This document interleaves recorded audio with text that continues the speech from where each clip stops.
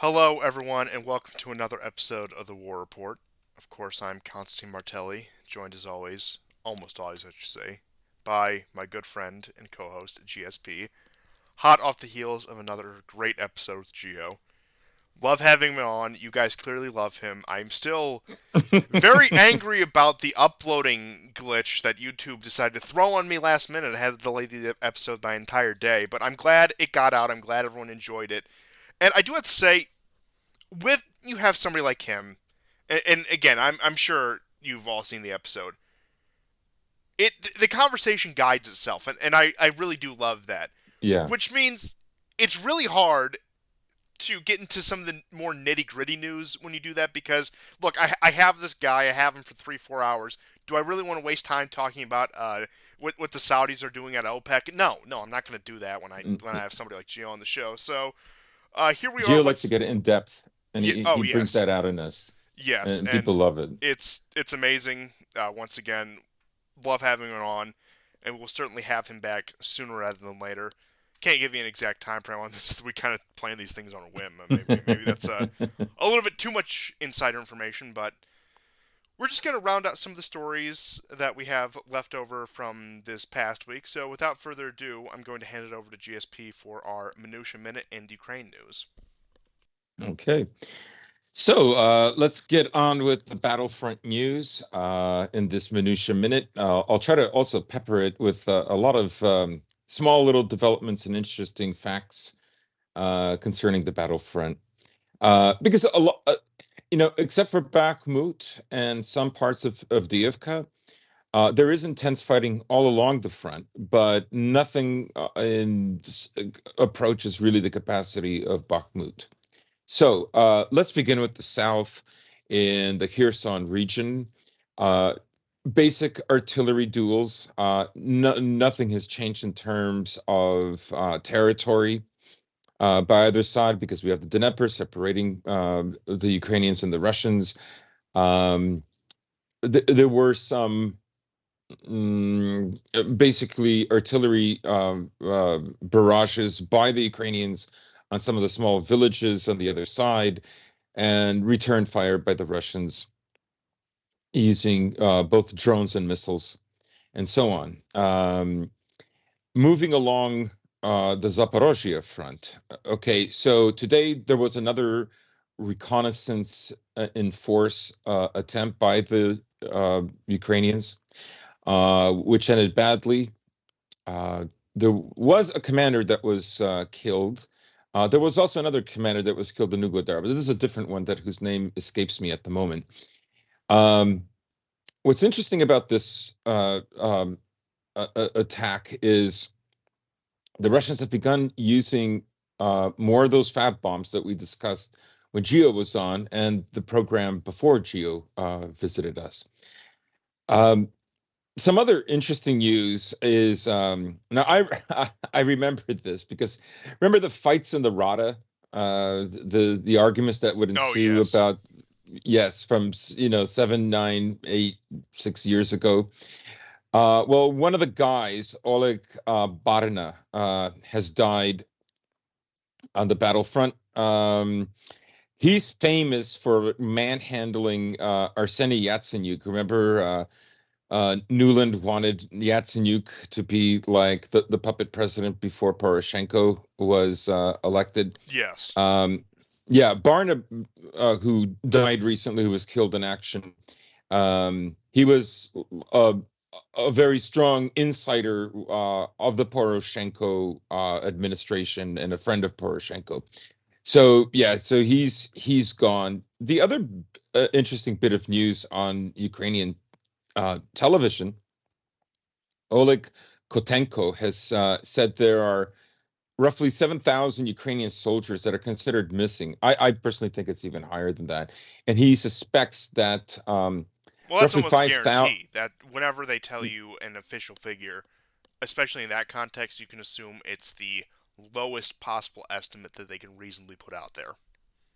Yeah, yes. Now he estimates somewhere between 60 to 65%. So roughly, let's say 5,000 are prisoners. Um, Interestingly, this week, several dozens of Ukrainian prisoners were freed in exchange for 2 priests. And even Prigozhin, as a goodwill gesture on Easter Sunday, released a dozen or more Ukrainian prisoners. Not for anything, just, in some ways you could say he shouldn't have done that, and another way Prigozhin is flexing. The other bit of news concerning both the Southern Front and Lugansk is that Putin visited Kherson as well as Lugansk. In a sense, this basically, unless this is in disinformation, Putin is essentially going to the two places, I think, where the Russians expect the Ukrainian counteroffensive to take place. Now, Onset and Osint, however you pronounce it, the pro-Ukrainian group was saying this is a fake. He didn't do it, right? Because a few hours later, Zelensky showed up in Avdiivka, but the BBC actually verified that indeed Putin was in Ukraine again, and he was in the south. Well, It he was wasn't in geolocated. Ukraine. He was in Kherson. Yeah. Just a reminder to all of you: do not legitimize these people's claims. He was in Kherson. He was in rightful Russian territory. End of story. Yeah. Yes. He was in an area of Genishik, Genish, no, Genishchik, Genishsek. Trudno. So, When you can't pronounce them, I lose all hope at ever being able to pronounce any of these. But do continue, please. so that I thought that was kind of funny, and as I mentioned, is that Zelensky had to make his appearance, in Avdiivka. I mean, if he did go, I would have to say that's a pretty brave move. But then again, Putin has promised not to kill him. It's whatever. Now, moving further east to Ugledar, the commander of the 72nd Brigade of Ukraine was killed. So that tells you that the fighting around there is very intense. And one of the buildings within that apartment complex was destroyed. There was video footage about half of it being knocked down. Ugledar is, of course, this pivotal town that is right on the corner where the north-south offensive in the east meets the east-west offensive in the south. And as I said earlier, the Russians are making more and more use of these glided bombs. All it is a pair of wings that are attached that open up, and there is a guidance system, and they work with satellites. Their accuracy is within 10 meters, so they're highly accurate. But they have a kill area depending on the weight of the bomb. Most of them are like 500 kilograms, but there are bombs that go as high up as 1,500 kilograms. And the kill radius is enormous. It's like at least 30 meters. If you're on Telegram, you've seen the videos of just how huge the hole that this leaves. In Kupiansk, the Russians knocked out a storage area. Maybe it was a concentration of troops there as well, but it is where they kept a lot of arms. And the other area was in Pervomaisk. In Pervomaisk, there's an important bridge. Pervomaisk is north of Ugledar, just south of Donetsk. And knocking out that bridge, of course, means several things. For one, Ukraine doesn't have enough air defense systems, and today they received, I think, one or two of them. One from Germany for sure. It's a Patriot type. And the Israelis have handed over for them a kind of early warning system that's supposed to kick in for the next wave of Russian drones and missiles, which there was um, about 2, 3 days ago. Not as big as the last one from what I've seen, but many areas were hit. So yes, a lot of interesting fighting there, and then we get to Avdiivka. So and Marinka. The Russians have captured a hill area in Marinka as well as some kind of a tire factory or some kind of automotive place, industrial zone. There's still about 30% of Marinka that has not been captured, somewhere between 25 to 30. This is sort of the problem. You had a few months ago, the Russians were not the Russians, not officially Russian command, but you had Telegram channels saying that it was captured. It was never captured. But fighting is very slow going, and it is one of the most brutal areas of combat that I've seen. Virtually every single building is demolished. There's literally no building with a roof left. Just to give you an idea of how intense the fighting is. And then you have, more news of more Azov guys getting killed in Bakhmut, including a guy named Denis Babi from Vinnytsia. This is where the Russians took out one of the airborne command centers of the Ukrainians way back last year. There are others who have been killed as well. Um, uh, Several guys. I mean, more guys from Da Vinci. I don't have okay.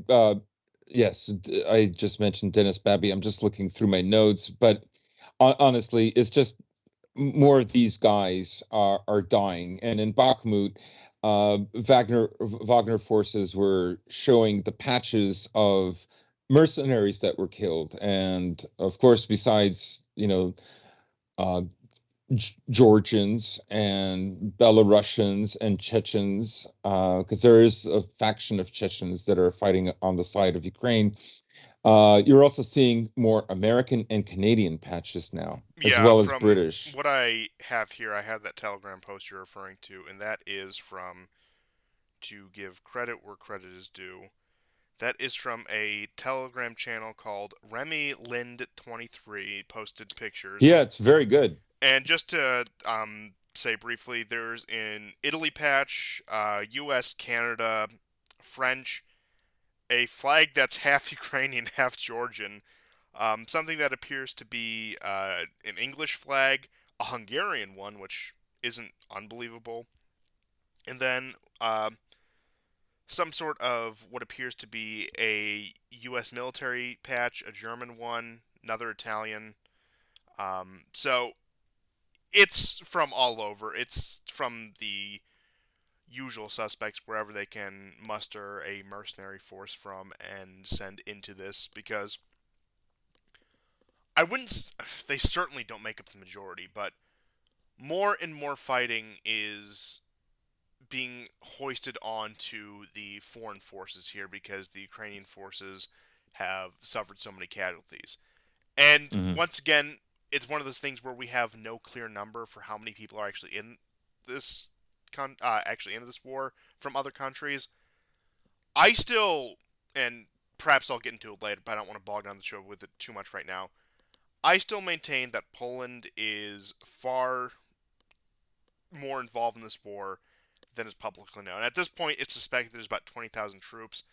It's suspected that they have taken about 2,500 casualties, which is, if you do the math, like over a 10% rate on that. But I would maintain that there is a much more concerted effort on the part of the Polish state and the Polish military for involvement in this war, which, once again, I'll get into something like that later. But NATO forces, Western forces, and other allies and puppets, I guess you could call them for lack of a better term, are deeply entrenched in this war.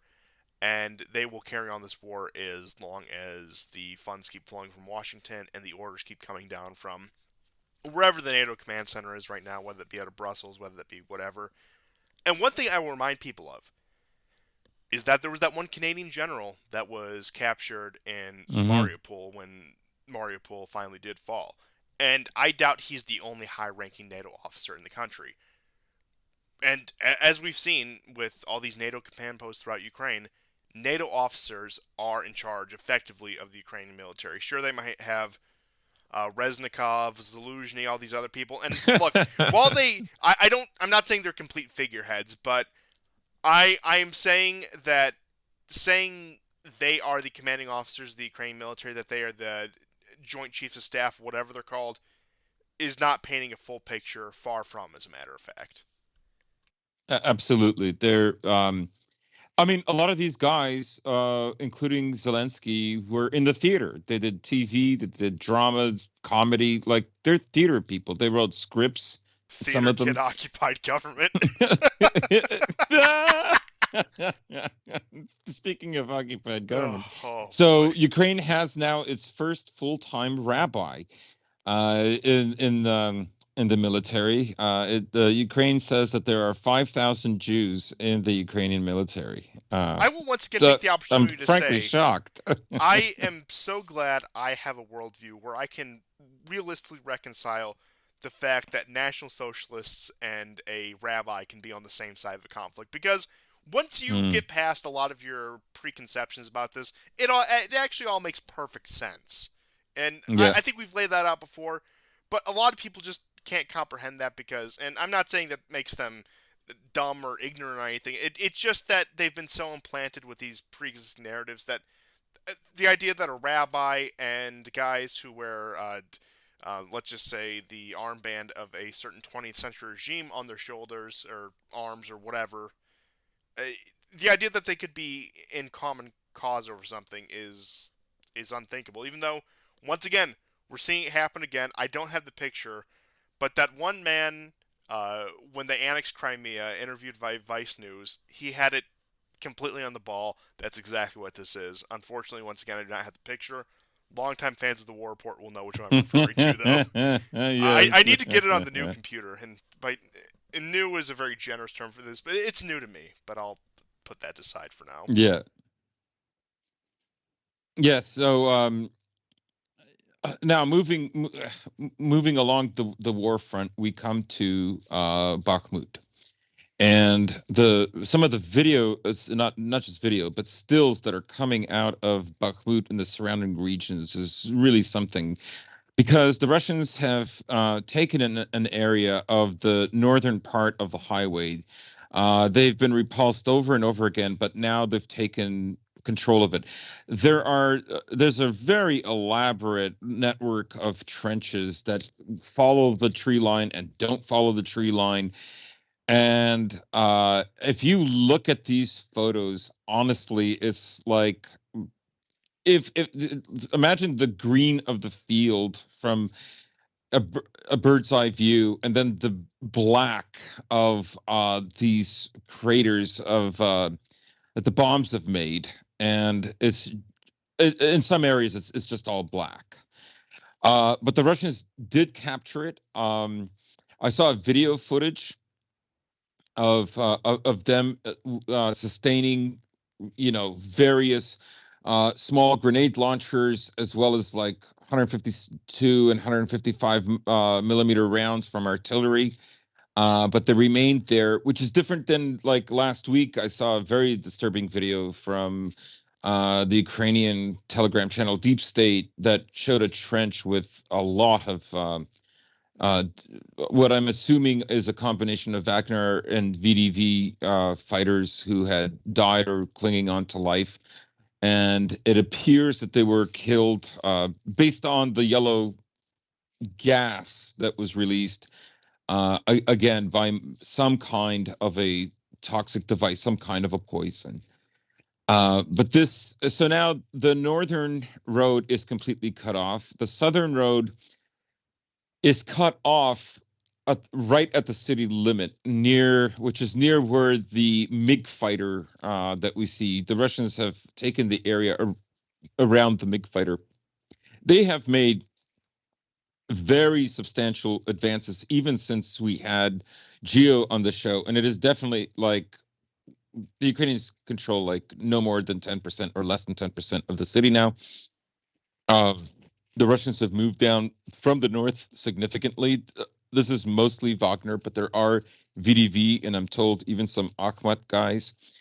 Um, so yeah, very intense fighting around there, and you're seeing articles also that are now beginning to suggest like maybe this wasn't best, or um, when is it a good time for the Ukrainians to leave Bakhmut? Another one is let me see which. Uh, I believe this is a German publication. Might have been. Well, Ukraine's spring offensive is waiting on weapons. We'll get into the leaks and the offensive because the two are so inextricably tied. Um, Generally speaking, I guess I might have to eat my words, because I said I think Prigozhin is exaggerating, but I did see that the Russians have begun dropping fab bombs in Bakhmut. Um, the last time we did the show, there was this cultural center in Bakhmut that the Ukrainians blew up, but it didn't cause the building to like just collapse in and of itself. Like a demolition crew had placed bombs there, which there are several videos of those. This one had explosions going way up, and it's suspected that they were not able to get rid of ammunition there. So rather than the Russians getting it, uh, it went up. So maybe Prigozhin was right. Maybe there are like several hundred that are dying there every day. I don't know. I think in my mind, he probably means that when he says Bakhmut, he means Bakhmut and that northern and southern salient that are very close to the roads leading into Bakhmut. That's what I think he's talking about. He's not talking about just this inner part of the city itself. And estimates of how many Ukrainian troops are in Bakhmut now range between 5 to 8,000, but it's a relatively small area right now. So there are some who are saying that some kind of retreat has already begun. And the next place that they're going to, the Ukrainians, that is, focus on defending will be Chasiv Yar and Ivanovskoye. So, um, we'll see. Now, just to round things out, just a little bit north and east of Bakhmut is a town, Sporne. It's not that far from Lysychansk, and it was a town that the Russians kind of half captured and let go several times, or there was a debate about whether they captured it at all. It's close to Popasnaya, and the Ukrainians have just abandoned it. So does this mean that they're going to focus on the offensive somewhere else, or it's just an area that at the moment is just not worth defending? Moving further along in the Kremenove, Kamienkaya, and Kupiansk direction, a lot of footage is emerging of heavy fighting in the forest. Some of these videos have snow, so I'm presuming it's probably from March. Now, there was snowfall in the first few days um, of April in Ukraine, so some of this video might only be 2-3 weeks old at the most, and it is further north. And interestingly, some of the leaked documents actually show which areas they expect for the ground to be hard for an offensive or not, and which ones get more precipitation. So it's kind of interesting that even that leak, even that kind of detail had come out. Again, it's not really stuff that, like, both factions understand this already, and I would presume, if because I think you and I both agree that these leaks they're forced. Like, Oh, these aren't absolutely. these aren't real leaks. There's nothing strategic that was lost at all. They give the like, let's say the bombs are significant and they are having an effect, right? Unless it's some elaborate hoax by the Ukrainians to allow the jets to fly closer. Um, Mind you, glided bombs, like we said on our previous shows, they can be as much as 45 to, around 45 miles away from the target, and, you know 14,000, 20,000 feet in the air, and drop these bombs well out of range of a S-300 or a Buk. So, and the Russians have been taking out counter battery radar, and also radar that is there to assist the air defense systems like the S-300. For these jobs, just a little Lancet drone basically, destroys this very expensive but a very crucial piece of modern warfare. Um, but that's it for the war front update, the minutia minute.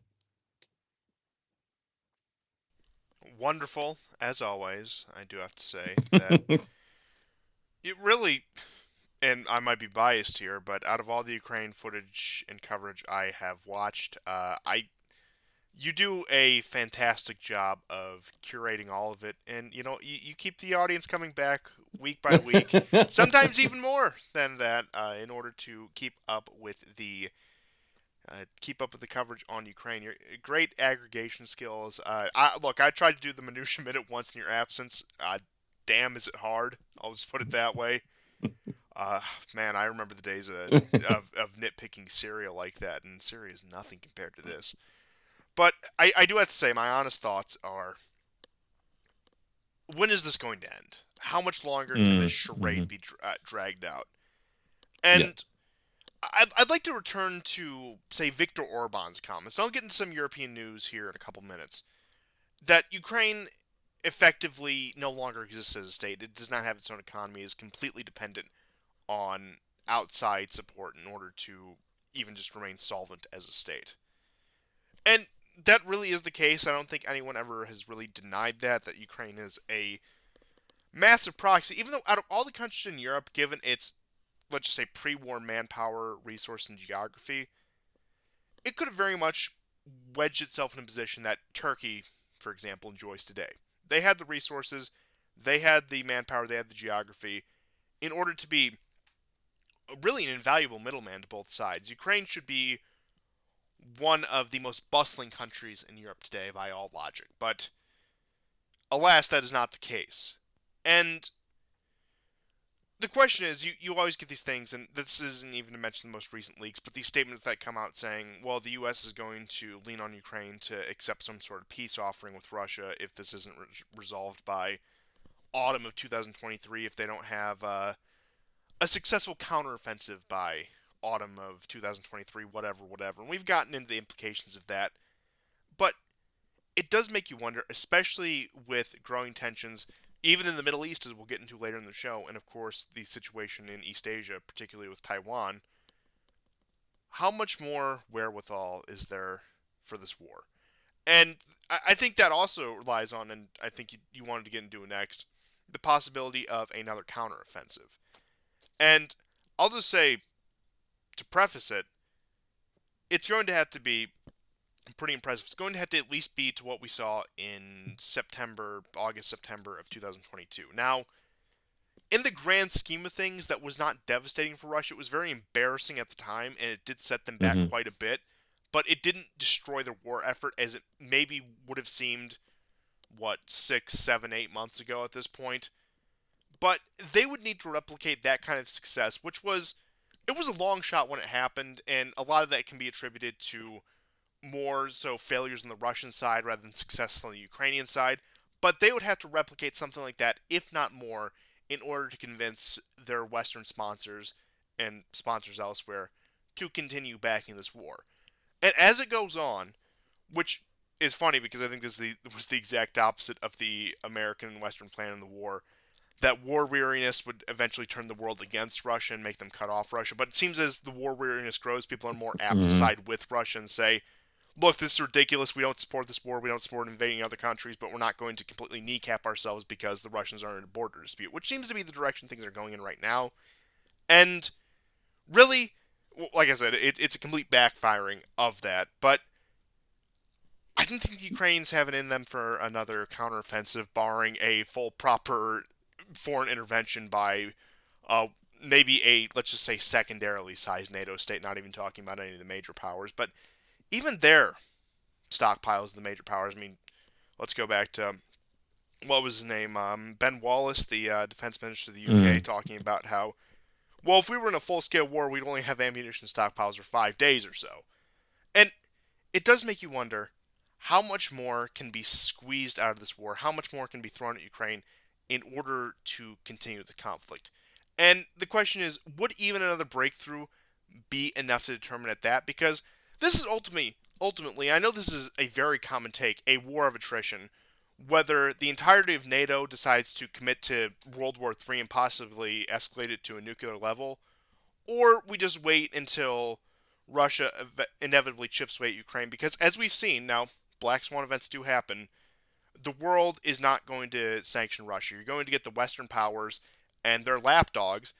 But in terms of relevant world economies, and like, once again, I'm not asking you to like the Chinese or the Saudis or whoever else, but in terms of relevant players in the world with influence, whether that be in the economic sector, energy sector, trade, whatever, they, as we've seen so far, could change, but as we've seen so far with the way the trajectory is going, have no interest in cutting off Russia.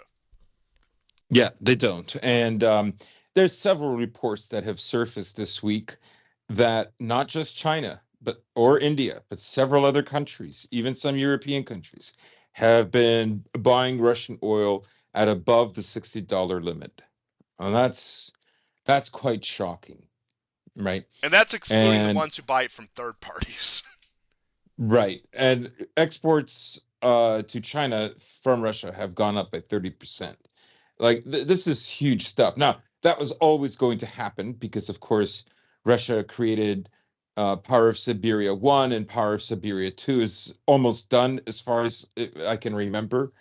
Um, but yeah, they're not going to isolate the Russian economy. And frankly, that Turkish minister this week made a really bold statement. He said, the world hates America. Uh, and as far as we're concerned, Europe is just an American lapdog. It has no sovereignty. Words to that effect is what he said. But the words, the world hates America, what is literally what he said, right? And yeah, the war weariness really, America has to worry about America for that and for Europe. Um, even the Koreans who have given them roughly 5 months worth of 155 millimeter shells um, is only going to last so long. And again, the leaks, whatever you want to think about them, they're saying that sometime between the last 2 weeks of April to the first week of May and no longer, Ukraine is going to run out of surface to air missiles for their air defense systems. Um, Again, you can take that with a grain of salt. Now, Newsweek had an article that was published by Michael Feller and David Randall. It's titled After Bakhmut, Draining Battle Leaves Ukraine Battered, Russia Rising Opinion. Ukraine has as much chance of defeating Russia as Mexico to win the war with the United States. This is stated by Geffler and Randall. Um, that's a pretty shocking um, title. from a mainstream media news source that's been around for I would it's over half a century. Um, Now, we've had many articles before in the last 2 weeks stating that recruitment for the Ukrainians is becoming increasingly difficult, right? Even these swaps. And remember, it's not the first time Russia has swapped priests for soldiers. Okay, um, the some of the priests and the monks that are inside the Lavra in Kiev, they are locked inside, right? Um, there's a video of parishioners trying to reach them, and the Ukrainians have sent like you know military police to make sure the parishioners can't get in. Once again, I Um, know it's not an original statement on my part, but this is the most yeah, egregious thing we've seen since the early Bolsheviks. yeah, it's really sad, and then there's the other horrifying video of an Orthodox church that was taken over. Now, I don't know if these are Catholics, like Uniate Catholics, but they've dressed up in the vestments of the former Orthodox liturgical party that was there, and they're banging like I don't know, like kitchen supplies and making noises and screaming. Like it's bizarre. It's kind of like those. In many ways, it's like those videos um, of Ukrainians doing like semi-pagan stuff in one of the Catholic cathedrals in Western Ukraine in Lvov, and then like other stuff like a disco inside the church or uh, dressed in folk costumes, playing folk music and like running around the altar, like just bizarre stuff. Um, I mean, I guess they really, I guess Ukraine really is going through a revolution. Um, so yeah, this offensive, I think I was really moved by what Prigozhin wrote. Like I don't think you know he's kind of like a smart dad, right? He's going to tell you stuff that might be just a little bit off, but that's because he knows you and he doesn't want you to underestimate the situation. So, going by that, let's, look at some of the developments this week. Remember, he said, he talked about these elites that don't want to lose their lifestyle and jeopardize Russia's um, effort in the war.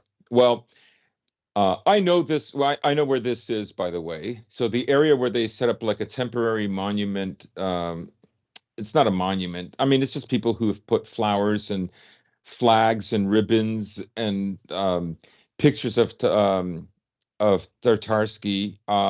has been removed. The city just took it all down, and it's not far from the Kremlin where this happened, and they just put it in a plastic bag.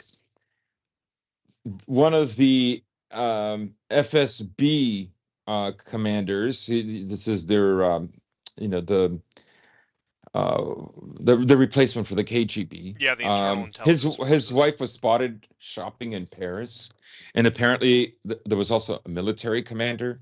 So Prigozhin is more insightful and right than people give him credit for, and I think in ways that are substantially better than Strelkov.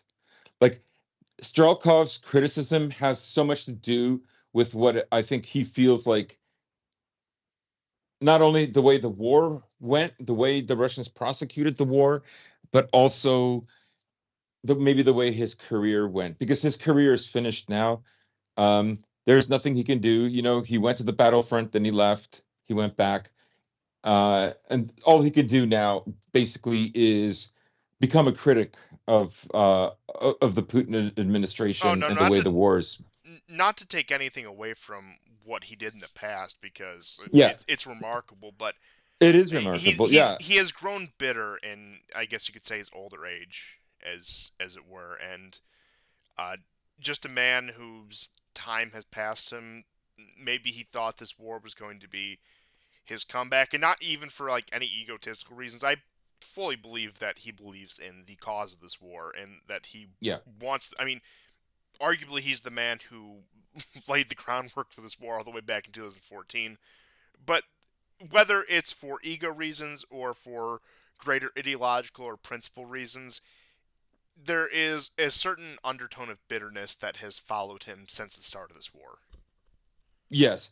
And if you want to hear like an introduction about the early days of the war in Donbass, 2014 and 15, and find out more about Strelkov, his real name is Gherkin, Are you and going to about recommend Motorola the and 15,000 word Nemitz article? Because I look, I've chipped away a little. It's good. I like it. But it's a long haul. But as you were saying, right, but there's a video by World War Now. There's a small introduction video, and if you're I believe on Substack, if you're a contributor, you can hear the whole episode. This introduction is about 18 or 19 minutes long, and it's pretty good. If you don't know anything about Givi, Motorola, or Strelkov, this is a good introduction. In many ways, there has not been a hero, and there have not been heroes in this war the way those three were back then. And there are other guys like Muzagovi and some of the lesser known guys, but um, I mean, it was a different time, and really, the armies at that time were far, far, far smaller than what we have now.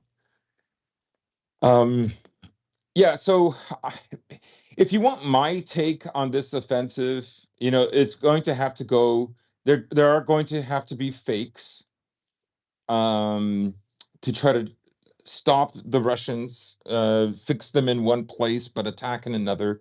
That's because the forces are now about a 1-to-1. And again, unless the Ukrainians are hiding extra jets, now we know about 30 jets were given recently to Ukraine. We know that they're hoarding supplies and stuff, which if you take the idea that the strategic element of the war in Ukraine is still led by the Americans, but that the Ukrainians on a tactical level have some input. So if the Ukrainians are delaying and the Americans are urging them to start doing this offensive, it's because they think that they're ready for it.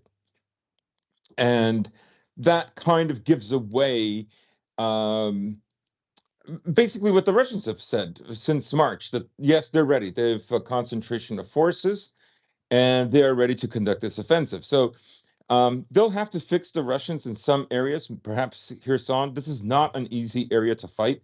They've been blocking up one of the dams, which would dry up the river there.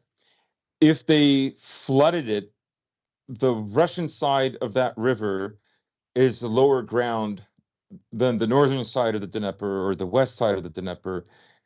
So that would give the Ukrainians an advantage, but it would make it harder for them to eventually have to cross. So, but it could be a place where the Russians are fixed. That is, the Ukrainians are not really going to try to break there. Now, unless you believe Ben Hodges, who says, by the fall, Russia will surrender.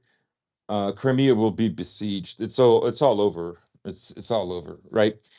Now, and Budanov is more or less saying the same thing. That's the the young Ukrainian military officer and minister of defense.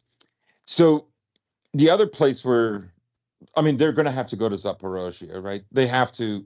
Now, everybody talks about how well defended it is, but the Ukrainians have probably, I would take precaution's word that they have 200,000 for this front. They might have a feint in Kherson, maybe a feint in the Kupiansk-Svatove direction. But if you really want to theoretically, if you think you're going to bring an end to this war by cutting off Crimea and endangering Mariupol and Melitopol, you're going to have to go to the Zaporozhye. Like, that's where you're going to have to make the attack. This is all farmland. It's steppe. There are very few settlements. It's a difficult place to attack, but it's also a difficult place to defend. Um, Ugladar is in this area, but Ugladar has several high rises that are over 6, 7, 8 stories high. And that gives them a very good advantage. They can see any Russian movement coming towards them. It won't be quite the same in Zaporozhye, which is why the Russians have fortified this area so much. So maybe the long and short of it, I could say, is the Ukrainians are actually prepared. Again, it's lopsided. They're low on tanks, roughly 230 to 250, but they're very high on infantry fighting vehicles like Bradleys and Madars. If you include all their infantry fighting vehicles, you're looking at least 1,100 of them, right? That's a significant amount. The Bradleys in particular have um, the kind of armor that's now being introduced on Russian T-80s, T-90s, and T-72s. We're seeing video footage for Bakhmut where the Wagner forces have T-90s with this new armor. And I've seen videos where they were hit in Marinka, Ugledar, and in Bakhmut. The tank just keeps going. Um, Bradleys have some of this kind of armor. If you just look at them, you can see that they have this active armor, thin plates, but all over the place. And they have an ATGM. They have at least two ATGM missiles that they can attack. That can definitely take out, let's say, tanks that are not as well equipped. If you aim for the wheels, that essentially knocks out the tank. It's like the crew might survive, but the tank is done. So they are well equipped, and they have enough men. Whatever it is that they're stalling for, it's for strategic purposes. It's not for anything else. I do think, just to briefly point out what Prigozhin said from the last show, that if they don't attack, they will lose some of their fighting ability. Now we know that they have already sent lots of forces into Bakhmut because they're obsessed with Bakhmut. I think the reason they're obsessed with Bakhmut is because if it falls before the offensive, it will morally drain them, right? This is a big setback for them because Bakhmut, like Avdiivka, is a destabilizing possession for the Ukrainians. That's what it's for. Yes, they have some strategic qualities. Yes, if it falls, then there's only one line between the Russians and the Dnieper. That's true. Yes. However, taking all those other cities which are larger than Bakhmut will not be a small task. So I'm guessing if they're going to do it later on and Bakhmut falls, they have to prepare people for Bakhmut. Either Bakhmut becomes a non-story, and they must make it a non-story in Ukraine as well, because they have these songs, Fortress Bakhmut. You see the videos, so it's like like they're always celebrating. We're still holding Fortress Bakhmut after all. Like there's almost nothing left of Bakhmut, and there's nothing almost left of the area that the Ukrainians control. So if they have to work this out. If there's going to be an offensive, they either have to do it before Bakhmut falls, so it becomes a secondary story, or they have to prepare the loss of Bakhmut and then the offensive. But after it's been accepted that it was no big loss, and we held on to it for 8 months, blah blah blah. Well, there's once again it becomes a real bitch of a thing from the Ukrainian perspective because the Western media is very easy to sway. They can shift the narrative whichever way. Yeah. But when it comes to the guys who are on the ground fighting this war, your average Ukrainian Yes. soldier, at this point, once again, Bakhmut has become Fortress Bakhmut. It's become this great symbol of morale that they're still holding out against the Russians after all this time. Well, when that collapses, what's going to happen to the Ukrainian morale? And even in the event that they do push into the south with a successful counteroffensive, with everything they have lost in Bakhmut and the massive breakthrough of the Russians, and once again showing that line to the Dnieper. Now, it's not an easy fight. There's going to be a long push ahead for the Russians, but still, it's going to be a much clearer path after Bakhmut does fall, because I think its fall is inevitability at this point. But unless they're going to ramp up censorship, unless they're going to break out the most aggressive commissar tactic, so to speak, how exactly do they plan on maintaining morale in the military? Because I can't imagine that morale within the Ukrainian military, within the AFU, is great by any means. And No, we've seen lots of articles in the Washington Post, New York Times, The Guardian, all saying that the morale is at a critical low right now. yeah, and Right? That's their words, not we've ours. discussed this at length as well when it comes to the manpower problems, when it comes to just the myriad of problems of the Ukrainian military. What exactly is keeping this going as a fighting force? And I have yet to find that out myself. That, especially when it comes to the ethnic tensions there, the primary demographic makeup of the Ukrainian military, which are the central and eastern Ukrainians, who are mostly Russian speaking, as we've covered previously. Hmm. On top of that, with all the other mercenaries, whatever. But it doesn't. It still doesn't answer the question as to how exactly is this still a capable fighting force, unless this is a war effort far more reliant on mercenaries than any of us realize at this point, which is already pretty heavily reliant on mercenaries as it is, but that would have to be a whole new level if that's the case, which I simply don't believe that's the case. But one thing I also do wonder with an offensive in the south towards Zaporozhye, will we get another instance where the power plant is threatened? Will we get another instance where the Ukrainians are shelling the power plant? Because what other move do they have at this point? Are they going to blackmail the world Hmm. with that again? Is the world going to fall for that again? And once again, that's a very risky enterprise on their part, because when this first happened, what was that, March 2022? They were able to convince most of the world the Russians were shelling the power plant, that the world needs to step in for the sake of peace and safety, blah, blah, blah, and that we need to get some sort of agreement here so the Russians don't terrorize the world by shelling the largest nuclear power plant in Europe. You all remember the story. September, Yeah, October yeah. rolls around, they try doing the same thing again. People are less apt to believe them. Even at the end of last year, you had a similar story, but are they? I can see the Ukrainian forces being foolish enough to think that this is the winning move yet again, to say that the Russians are shelling the power plant, therefore the world needs to step in and bring some sort Right. of. Even though once all of the attempts to try to make this into a demilitarized zone, all the attempts to try to bring in international observers at the power plant, they all fall through on the Ukrainian side, which tells you all you need to know. But at this point, I strange enough, I think the best move Ukraine can make right now, and there's not many good moves they can make right now, and arguably there's no good moves they can make right now, but the best of the worst is possibly a Zaporozhye power plant part 4.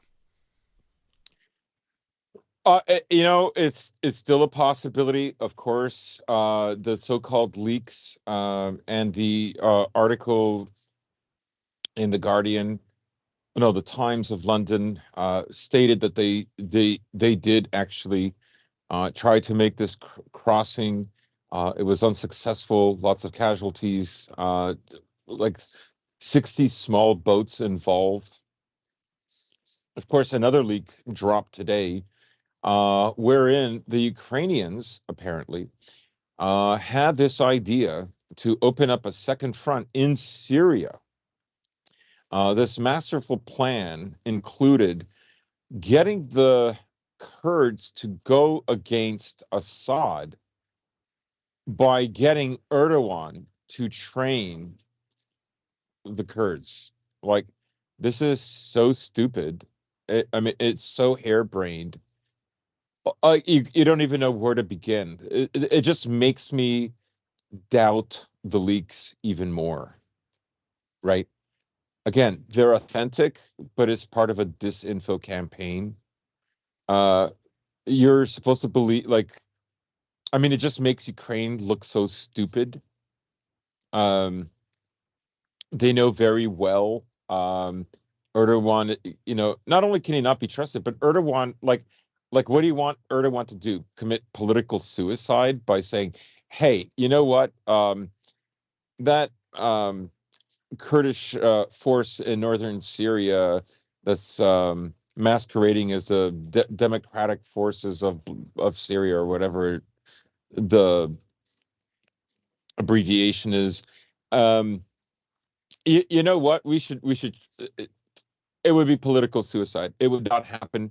The Kurds announced yesterday that they want to begin talking with Assad. Right? They're finally cracking. They're finally seeing that it's not working, We haven't seen and this that in they're going about to have to. 4 years when it comes to any breakthrough Yeah, between the SDF and the Syrian government. And that's now especially that the bulk of U.S. foreign policy resources and attention are hyper focused on Ukraine right now. Because before yeah, then, even under somebody like Trump, who's more of a renegade, the SDF could always fall back on America. And that was the mistake the Kurds have always made for the past 30 years. Of yeah, course, yeah, Saddam won't touch us.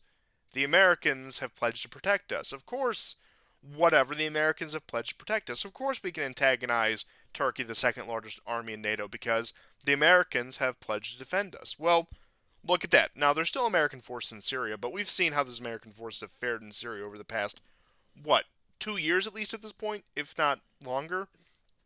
They're a joke of a force. Even what was yeah. once thought to be a Eh, tripwire isn't going to be used as a tripwire because there are so many more pressing concerns than Syria to the point where they've left even Israel high and dry. You think that the right. Kurds are on their mind?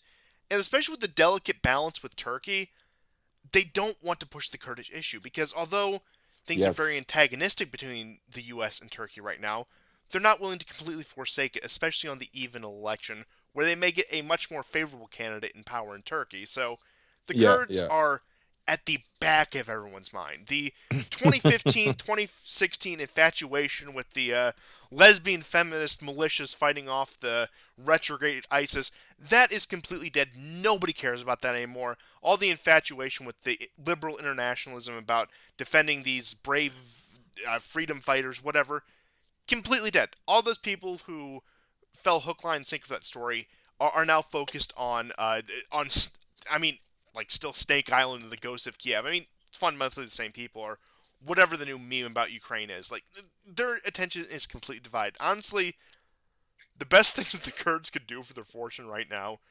is just volunteer en masse for the Ukrainian, the AFU. Honestly, that's the only way they can regain relevance. Abandon Syria, abandon Turkey, abandon Iraq. Go fight in Ukraine, and I don't know. Maybe you'll be able to get refugee status there because you're a lesbian freedom fighter who fled from Erdogan, or I don't know. They always have some sort of Yeah. concocted narrative for this, but I'm not joking when I say that. Honestly, if you're a Kurd, perhaps your best option is to join the Ukrainian armed forces. Well, I mean, the other thing about Zaporozhye nuclear power plant is um, the U.S. said that there are important U.S. Uh, you know items of technical knowledge and data that Russia better not touch. It's bizarre. 13 months later, that we're hearing about this. Now, some people have said that's legit, and this was the whole reason why it was so important. I'm not so sure. Um, I don't know why you wouldn't have said this maybe sooner. Doesn't have to be with days after the Russians captured it. Obviously, that would be quite the coup for the Russians, but 13 months later, I don't know. It could be true, but I mean, the Russians are just laughing at this, or what are you going to do? Slap more sanctions? And the EU, in fact, made a statement today. Sorry, 2 days ago that there are no more sanction packages. Now they're thinking, according to a Bloomberg report, about stopping any kind of trade with Russia at all worldwide, but particularly in the EU, except for food and medicine. So, and this comes in conjunction with, Wow, even nuclear fuel is off the table. yes. But this comes, after the last 3 days has been a deluge of more articles about how Russia's going to be balkanized, get ready for a victory. Stoltenberg, Milley, all that whole crew, repeating over and over again, not just Ben Hodges, that it's over for Russia. It's finished. So when you look at, well, we'll give them food and medicine, it does seem to tie into that narrative. At least that's the way I see it. But the other place I think maybe if the Ukrainians want to make more gains really it's the area where they had all intentions to take back in September and early October, and that was the Kremenaya, Svatove, Kupiansk line on the other side of the Oskal River. Now, the Russians have managed to gain more territory, and they're back around on the outskirts of Kupiansk now. Anyways, as I said earlier, they're very capable of bombing command centers, bridges in that area, as well as concentration of military vehicles and munitions. But if they cut off Svatove and Kremenaya, that's going to be really difficult for the Russians, because that will totally put in danger the Severodonetsk and Lysychansk region. So that could be an area where they might want to push. I don't think they are going to try to retake Bakhmut. They may try other areas, but I just think there is such a wall in the east, in the central east, on the front lines, and I mean here Donetsk City and Gorlovka, that I I could be wrong. Pushilin thinks that's where it's going to happen. Some other people in the Donetsk think that's where it's going to happen. It would be embarrassing for sure. I think people should be prepared, considering that there are probably 200,000 Ukrainian soldiers, that a breach in the line is going to happen somewhere, um, because of the nature of the recruiting, right? So all those videos of those guys who don't want to get drafted, that get dragged or told to put their hands up on a black van and dragged away, those guys are going to be the cannon fodder. But um, the guys who volunteered, particularly after the Kharkov and Kherson offensive, the guys that went to train in Britain, Sweden, Germany, the US, also training on Abrams tanks, has started in the US as of today, or it might start tomorrow. So So when the that's the show, plan here. They're going to throw the conscripts that get 3 to 5 days of training into the front line, and then the guys who they sent off to the west to go be trained are going to fight eventually, and then yeah. that's their Well, plan. Like, the, right I'm now, genuinely all these, asking. I'm not being rhetorical about yeah, this. no, I know.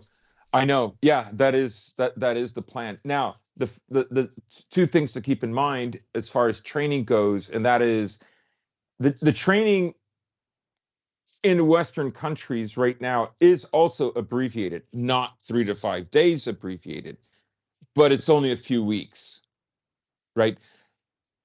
They're running out of time, and they're trying to throw it as possible, because there does seem to be some kind of an eventuality about this. And again, those are, according to the articles that we read, I never believe anything 100% when it comes to this war. I know how optically driven it is, and how foolish people are, and just how much they just sort of read the headline and the byline, and not much more than the first 2, 3 paragraphs. So um, yeah, those are, there's only a few places they can go. Um, what I imagine is if they make a break for Zaporozhye, they'll have some, because of course there's these trenches that are traps for tanks. Well, there are these bridges, and they've been given some already that they could use to funnel in men and equipment in these areas. Um, so that's possible. Like I say, the concentration of Russian forces is substantially, I think it's more in the east in Donbass than it is in Zaporozhye. I could be wrong, but that's what I tend to think. Um, and fighting in the north, in the northern Lugansk area, will be difficult because this is a very forested area. There is farmland, but it is different than southern Ukraine. So, but they are tantalizingly close to Svatove and Kremenaya, which are very important logistical hubs for the Russians. Yes, and I suppose that being said, we can get into some news about Russia proper and then Europe, because I do have a few stories that pertain to Russia outside of Ukraine. Well, that's a bit of a. It's not a very accurate way to put it because virtually all of Russian stories relate back to Ukraine in some way, shape, or form, but some stories that are far less related to the direct events happening in Ukraine right now. So, first one I want to report is that Russia does still remain India's top oil supplier and that they have continued exporting throughout the course of the war, and that is probably at about, the estimates are, even just as of March of 2023, oil exports are up 38% to India. Now, the current deal that's been happening right now is a lot of that oil is being refined in India, so it can be considered an Indian product, and then is sold back to Europe or wherever else that's sanctioning Russia for about 3 times the price, I believe, that the rate's at now. Now, India is not unique in this regard. Other countries have been doing this. China's been doing it. Turkey, Egypt, I think even Algeria was in on this grift. Saudi Arabia, major oil producer, was in on this. So, Mm-hmm. this is the state of European energy. Once again, what they don't buy from Russia in terms of oil and gas, they buy from a third party who bought from Russia, who sell it up at a disgusting markup. And can you really blame India? Can you really blame Egypt or China or whoever else in this case? I mean, you can't. And this is the reason why European industry is completely caved in on itself. And there's really no two ways about it. And even the question of nuclear fuel and uranium is being called into question, as you were discussing with some of the potential sanctions package, that something they've been trying to push through the sanctions package that even more, let's say, countries that you think would be more on board with this kind of thing have been adamant in opposing. And although they're both renegades, one far more than the other, Hungary and France have been very aligned on the issue of keeping nuclear fuel and nuclear components from Russia out of the sanctions packages, because both are very heavily reliant, especially France, the poster boy of nuclear energy. The is proof that you can supposedly run your entire country on a nuclear grid. Now, once again, it's an efficient energy source. I don't really think there's much wrong with it. I don't agree with some of the more alarmism takes about the safety, but you cannot run an industrial economy on nuclear power alone. Even if that's your main source of energy, you need the oil and natural gas simply to make so many of the materials you use for all kinds of industrial production. Think about how many petroleum products there are in just about anything. And that's been the, on top of the spiked energy costs, that has been the primary kneecapping of European industry. The fact that they don't have access to those petroleum products anymore, and there's really no supplement for that, which has completely tanked the continent in terms of economy and has set it back a century at least in terms of global relevance. And the question of whether Europe will ever be relevant again is a very real one at this point because so much has been squandered by this. But I'm getting too far into European news. So the other ones I have are Lavrov has made comments in a press conference speaking about NGOs and Soros in particular are, of course, trying to undermine Russia and other countries, and that he stands firm with other nations. I believe he was in talks with the foreign minister of Kazakhstan at the time, who said similar comments, and the foreign minister of Kazakhstan also noted that even after everything, even after some of the potential color revolutions there and the potential flips there, that Kazakhstan still does view Russia as a key ally.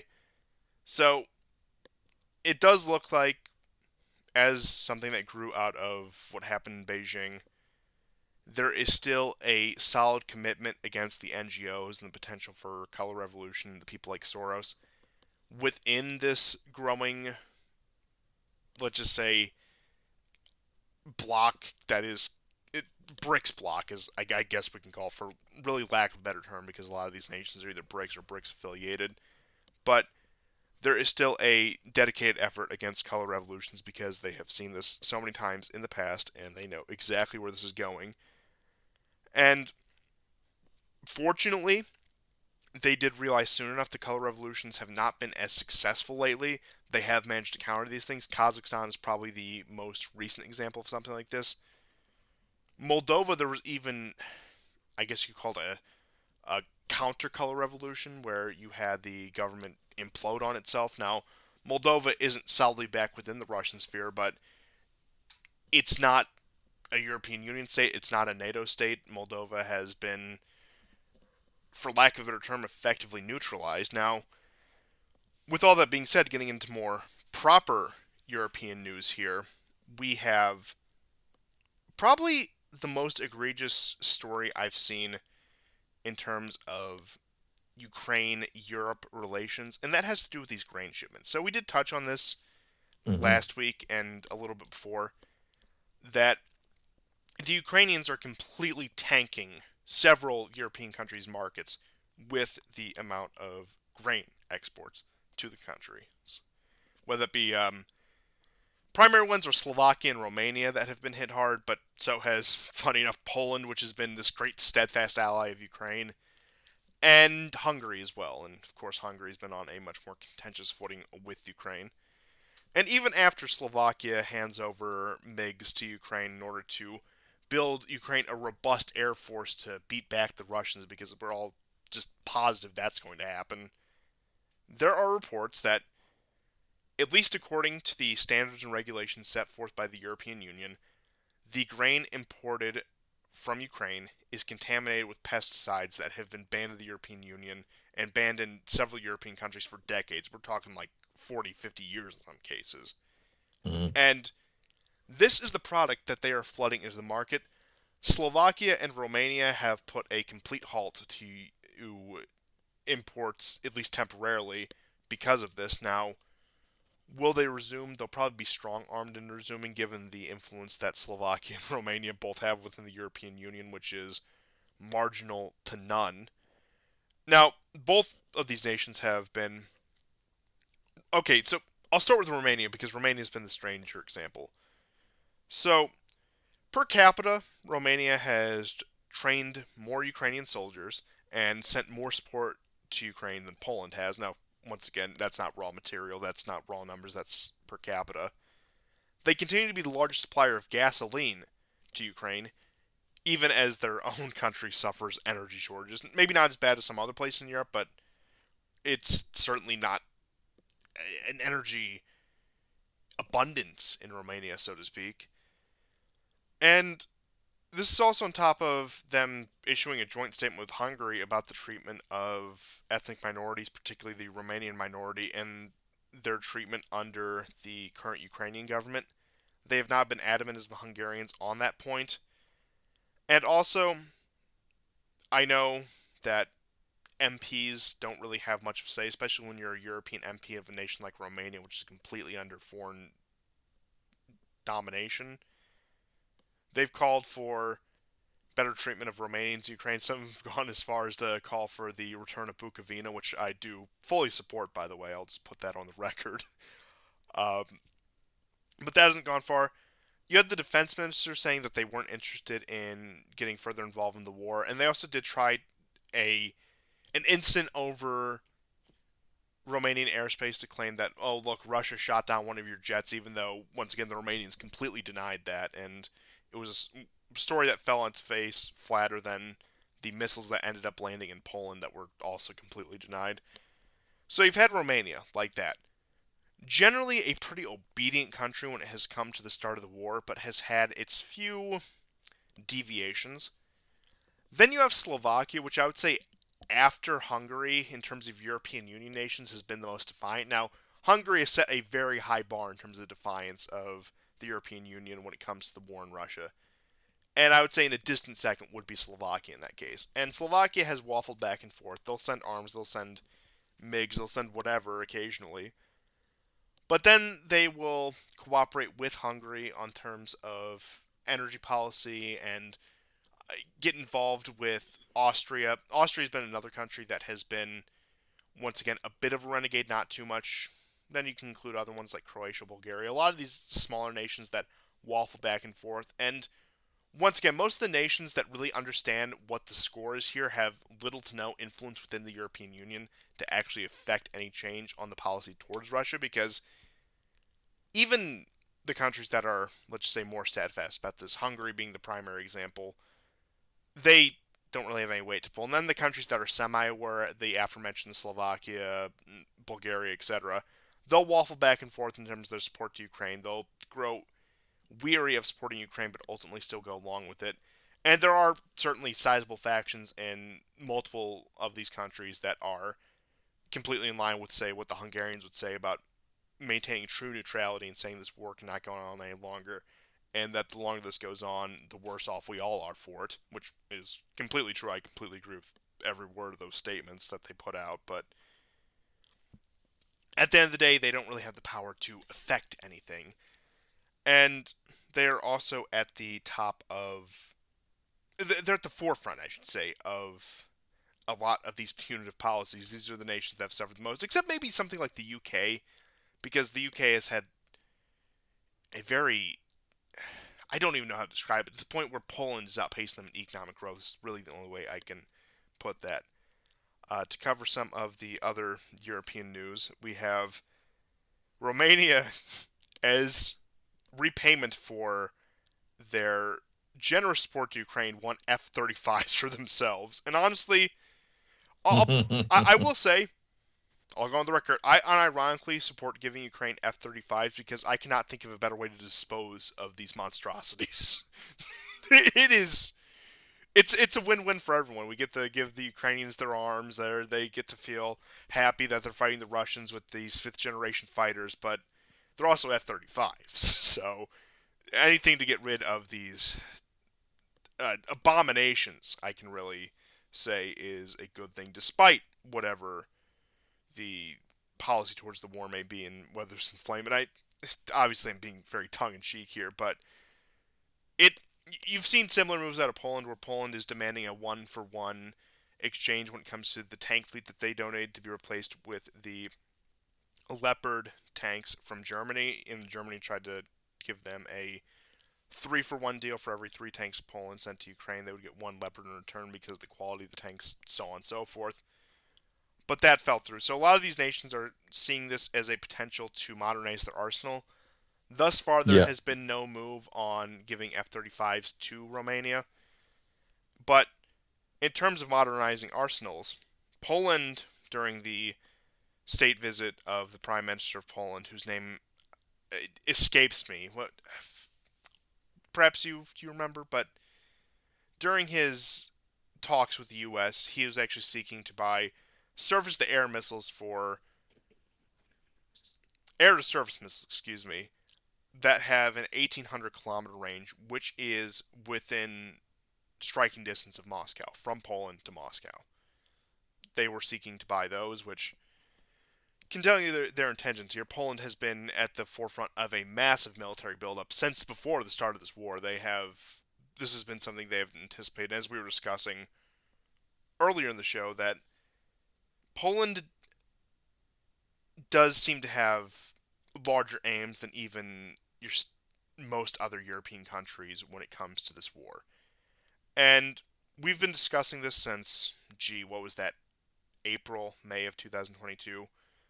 about the deal is to allow Polish officials, particularly police officers, to operate within certain parts of Ukraine to have jurisdiction there. There's the talks about handing over Lvov to control the Polish consulate there, whatever.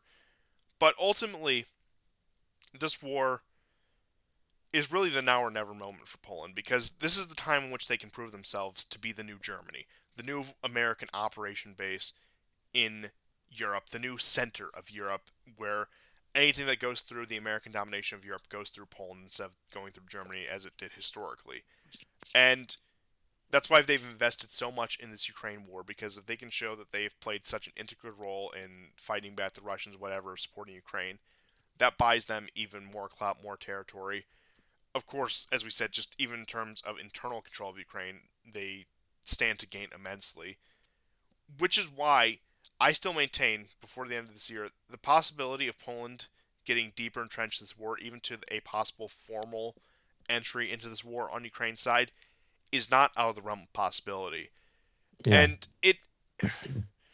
it really makes you wonder. Now, there's the very surface level explanation about them trying to gain themselves a better position in American dominated Europe, their ethnic grievances against the Russians, but what is the ultimate aim of the Polish here?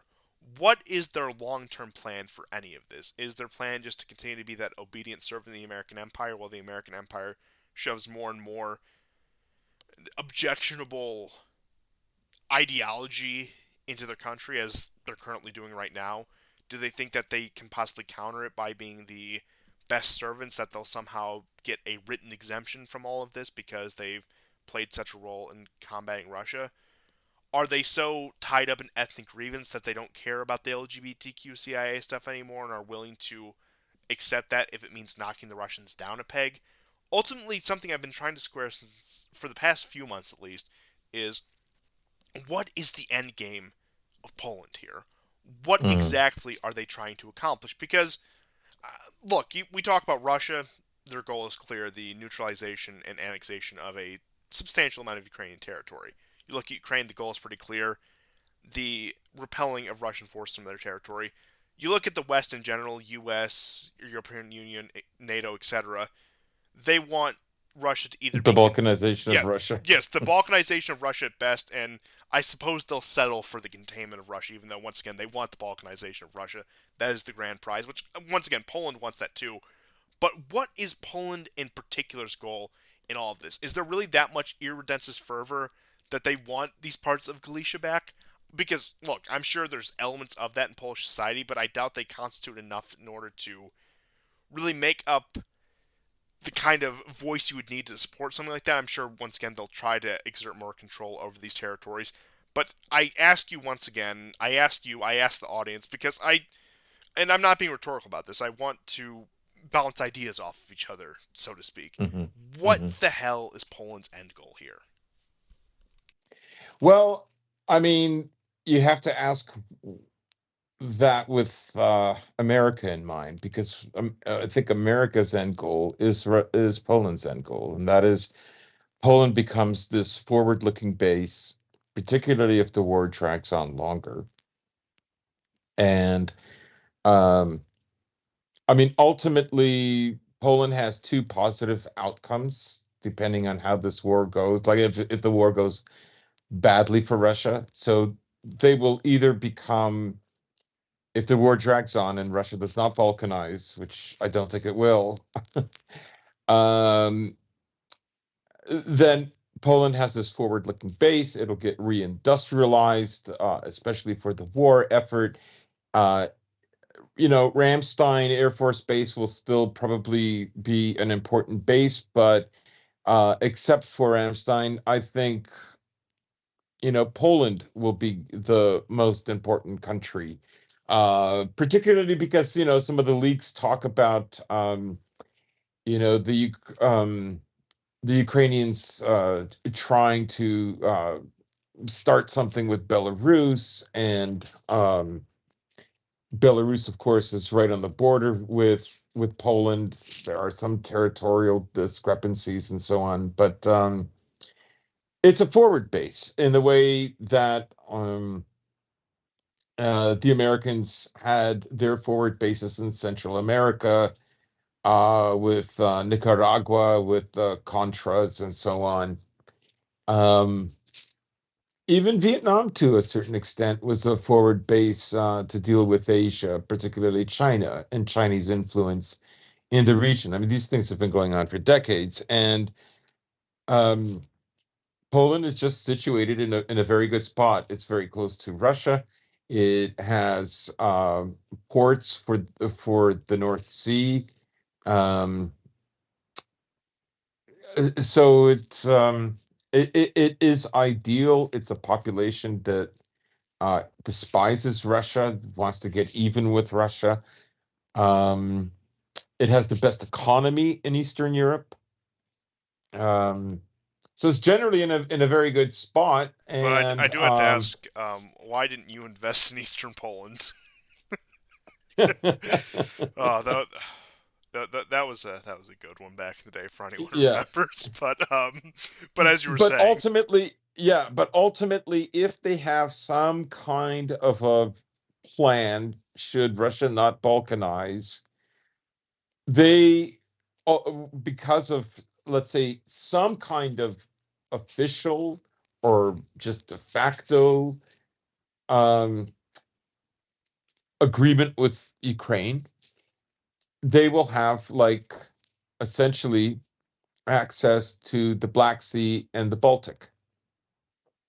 And there is some strange news. Um, it involves Romania, but I think it will also tangentially involve Poland, and that is this whole thing with the toxic grain, and 5 EU countries, Slovakia, Bulgaria, Romania, Poland, don't want this grain. So now they're working on a deal, because of course this grain, which was supposed to feed the world, 90% of it, 80% of it ended up in Europe, uh, that didn't need it. So, and the rest of the world pays attention to this. There are other products, like meat products, that are also on the chopping blocks. Before it was grains and seeds and seed oils. Now it's um, I mean, part of it is it's so cheap, European countries can't compete with it, right? But that's not the whole story. However, in retaliation, Ukraine is apparently, very wroth at this news development. And what they're suggesting is Ukraine wants Romania without Danube navigation. This is, again, it's very harebrained. It's crazy, I know, but just give me a second. The authorities in Kiev have decided to strike the first retaliatory blow against the EU and ban for banning Ukrainian products. According to Deputy Prime Minister Oleksandr Kubrakov, Kiev has no choice but to develop the Danube ports, which means that the deepening and other works on the Bistro Canal, which caused Bucharest's protests, have every chance of continuing. In the Romanian view, this will lead to an unacceptable shallowing of the Sulina Canal and significant reduction of Romanian operated shipping. Bucharest also raises the environmental issues. Deepening the canals will destroy the ecosystem of the Danube Delta. Apparently, the US will be able to silence Bucharest, but the Romanian government will not forget. And the process of Romanization of the inhabitants of Chernivtsi region may accelerate, and Romania's right to snake on will once again come to the fore in bilateral relations. This still, if Poland becomes the big player, this is going to be important. Now, just a little bit of history. So the Danube, up until 1959, was used by the Soviet Union. And, when we had George McMillan on the show, he talked extensively about how, and it's still used, but it was used more extensively up until 1959. And then Romania um, decided to change this Bistroye or Bistre canal of the Danube Delta. And so what it did is on a political initiative, it created the Black Sea Canal away from the border with the Soviet Union, and it began to silt in '97, and Ukraine was left without its own deep water canal between the Danube and the Black Sea, right? Um, so that's where this might be coming from. But let's say this is resolved. Let's say damage isn't done, but you could see how this waterway would work, right? Which I think is the reason why the 101st is there, um, just to keep some American presence and maybe to quell quarrels, just to keep um, the Romanians and the Ukrainians from getting at each other's throats over this issue. Because the longer this war will go on, the bigger this issue will get. But you can see the kind of circuit this would create, right? You have the Yes. Baltic, right? It goes, you go across western central Ukraine, then you go into the Black Sea. You can go to Istanbul, or you can go back up from Istanbul, Snake Island area, and up into the Danube, which reaches central Germany, right? From there, it's not that long to get to the North Sea, right? So it has this great circuit ability, right? And if we are truly in a new Cold War era, and it's only been 1 year, then these kind of circuits that are being created with this kind of semi-imaginary wall to for Russia to keep and for Russia and Europe to be separated. You can see the Russians are doing the same thing with St. Petersburg, and then the train that goes all the way to the Caspian goes into Iran. Of course, Russian ministers were in Pakistan. I don't know. I can't recall whether Lavrov was there, but they're working on various infrastructure projects there, as well as like oil refinery and all that. And I'm sure railroads will come into it because if they can integrate with China, like that would be an amazing circuit, right? Um, anyways, so that's the. I could see even these stories that don't directly involve Poland. Poland would love to be the kingpin in this development.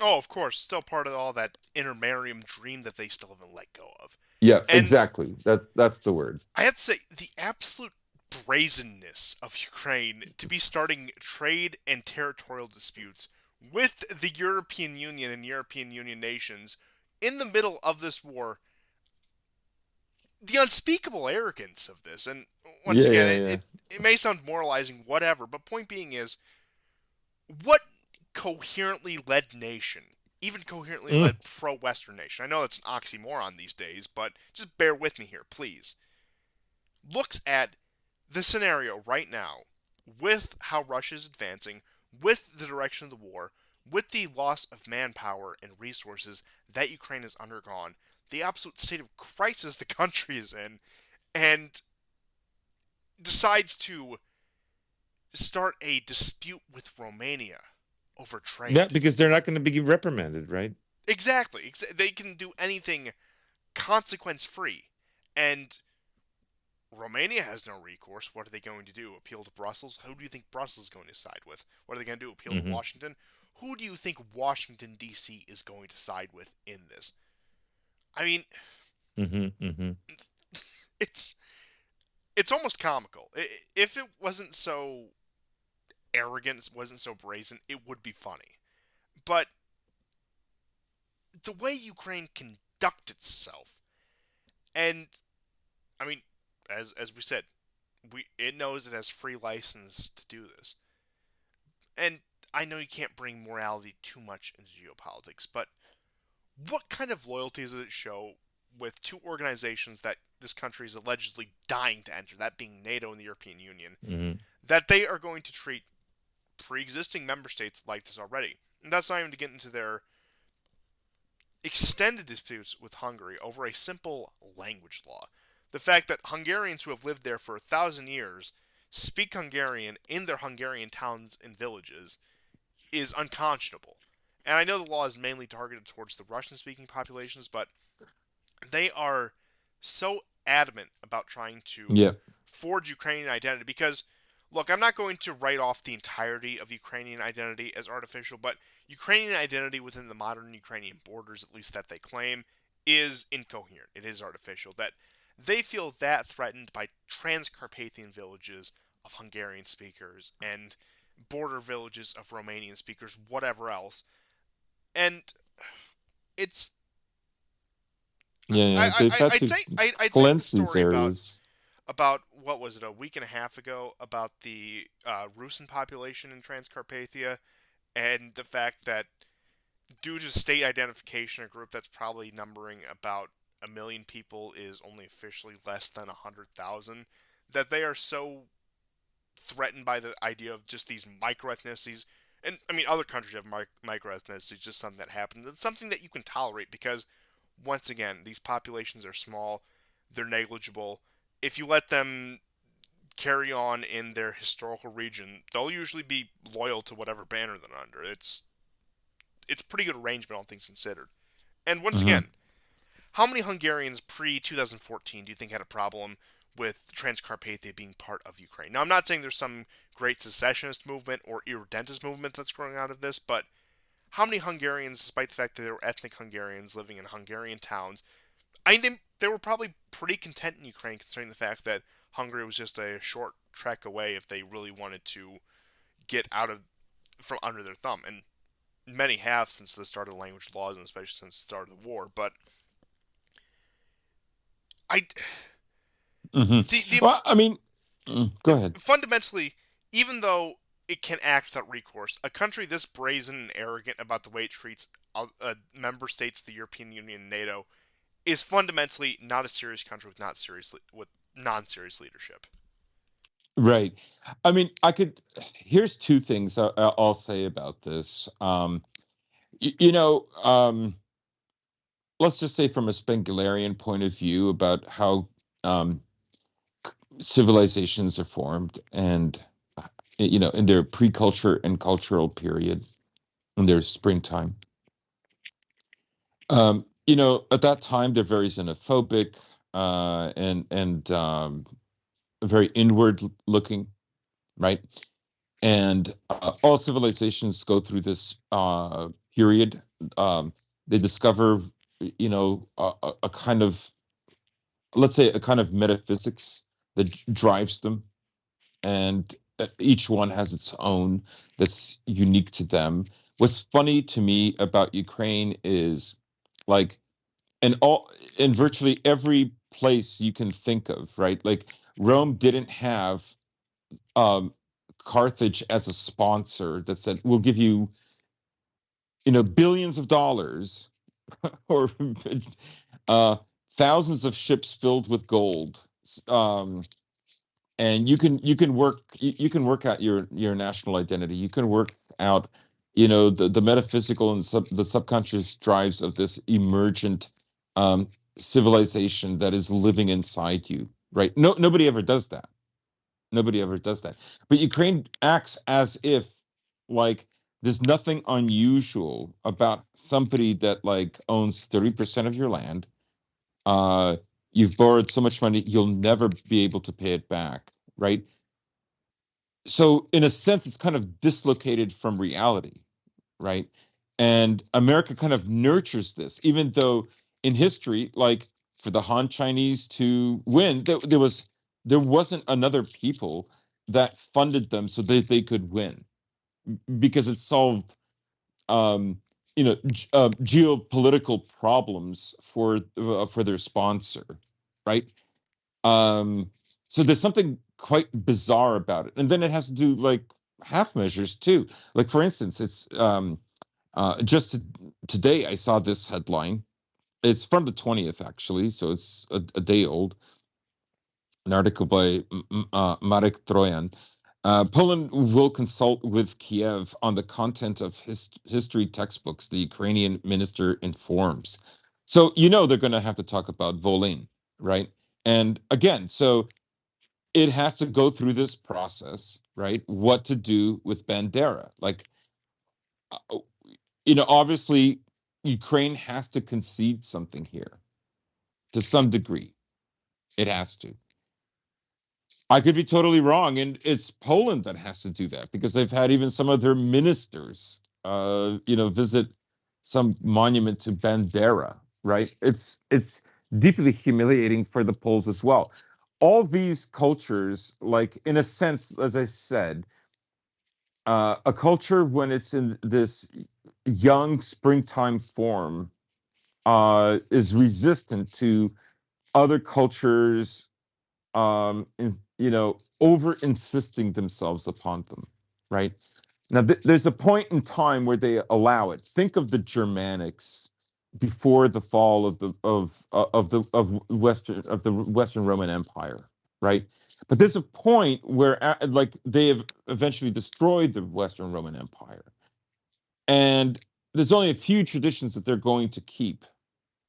But after that, they begin developing their own civilization, and then you have the three Ottos of roughly around 1,000 years ago, after it's part of the Charlemagne dynasty. Um, but there's nobody sponsoring them to do this. There's nobody just pouring money into, like, it's done with their own conquest and their own And just to leadership. put it in perspective, proxy states have been a thing as long as states have been a thing. So it's not exactly like there weren't these little puppeter. Yeah, yeah, I mean, they even called them vassal states back then. It was a much yeah. more formalized agreement that was recognized like that. So it's not that this concept didn't exist back then, but no, you're going to get the point that they weren't being poured upon by foreign kings and princes and emperors in order to carry out this little project. It was something that was Right. completely of their own volition. Right. So I'm talking about something else, something a little different. It's a bit more nuanced, but I know Yes, what you yes. mean. That is true what you're bringing up. So I guess in a sense, what happens with people is, like, with their national identity, there is this kind of springtime, right? And it is so valuable that they will, like, not, they won't make deals with anybody, but they'll make deals, with even people that they're taking an enormous risk to prolong this dream, to get back to where their culture or civilization got cut off, or in Ukraine's case, it never really developed. It never happened, right? Or they refuse to accept that Russia is a continuation of this, that you know, it is a branch of this civilization. That's what's going on, right? They're denying that branch ever happened. On the one hand, they're looking toward Europe as if they're just Europe, like whatever has made them unique and different than Europe, right? Because there's a pervading idea that Europe is a civilization. It's not. It is, the northwestern European nations, which it is their civilization that accomplished so much, which is in its winter, but it still runs the show over virtually all of Europe except Russia. However, this creates the impression that it's just this Europe, it's been around since the time of the Greeks, because that's the idea that's reinforced over and over again, right? Um, you kind of have to be intuitive about these things, like, um, for Western Faustian man, space is very important. That's why sculpture will never be as important as painting. That's why paintings that don't create the illusion of space will never have the kind of um, love from people who are genuinely part of this civilization, right? So I'm talking about things that are much more nuanced than this idea. Well, as long as there's roads and trade and this geographical setting, that's civilization, right? All the Yes, falling into nuances a are. much more materialistic mindset and Yeah, yeah, yeah. ignoring It's the utilitarian. It's a transcendental, as it were. utilitarian notion, and that's not what I'm talking about. Because utilitarian notions do not drive new civilizations. They don't, right? The Germanics would not have destroyed Rome if they didn't feel like they had a civilization to create their own and separate from Rome. They just wouldn't have done it, right? They would have adapted. And what I'm saying is the funny thing about Ukraine is it has at the moment it could change, but at the moment it has a vision of the future that's not really that amazing. It's just to be part of Europe, is just to cut off this other branch that formed that it's disgusted with, and that's it. It will just become like another European country, and Poland will go on dreaming about how they can disappear off the map for 250 years, 300 years, and then it could just be picked up because they have a sponsor that can do it, right? That's not real. That's not how authentic civilizations manage. They And don't. I think you've touched on an interesting thing when it comes to Ukraine and trying to view itself, trying to retool itself back into this, or retool itself in the first place into this European civilization while cutting itself off from the Slavic, particularly Eastern Slavic, where even up until, say, 2014, 2015, the real crux of Ukrainian nationalism is we're the real Rus. The Mongols have stolen all this history from us. They've claimed all our historical figures. So and so was actually Ukrainian, and we should recognize whoever is Ukrainian. In Ukraine, stretch all the way up to Novgorod, as what was it, Viktor Yushchenko had said the one time.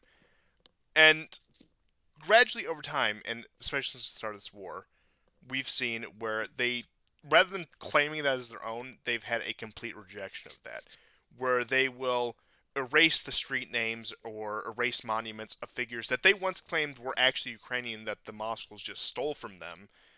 And it's gotten to the point where they just completely erase that. I know there are more fringe elements of Ukrainian society, but even a lot of like the Azov type groups are more obsessed with Germanic symbolism than traditional East Slavic symbolism, and I think that gets to the same point. It's this real denial of where they actually came from and trying to graft themselves onto the other. Right. Like what I'm talking about, you have countries like, Russia went through this whole period of under the Tartar yoke, right? Um, yeah, I get it. But there wasn't like this gigantic global empire that funded them to achieve, what I'm saying, Yes, right? yes. Like it just doesn't happen that way, right? Um, and of course, civilizations develop. Like, what if Britain succeeded in pushing back the Normans?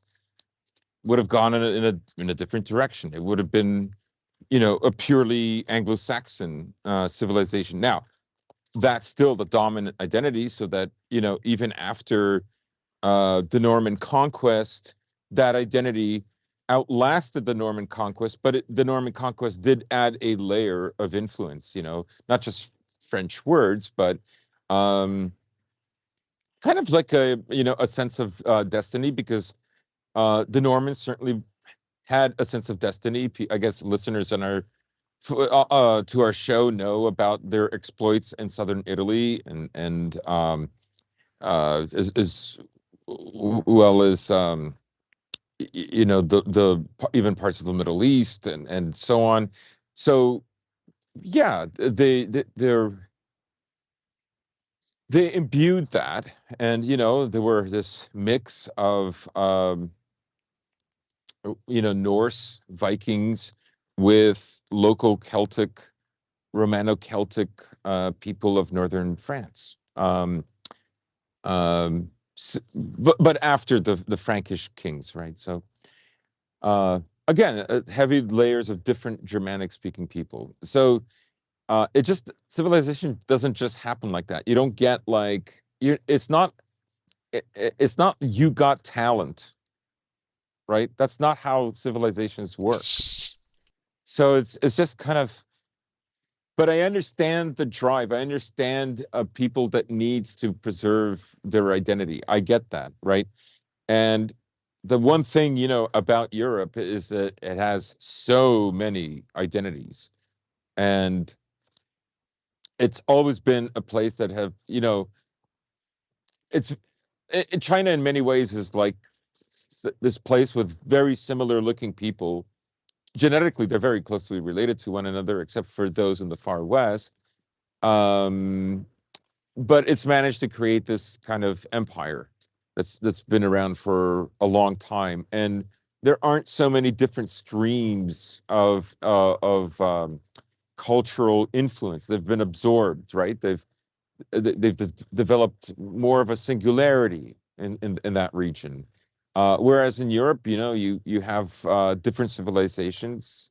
You have the Greco-Roman, and then you have the Germanic, and then there's others to come.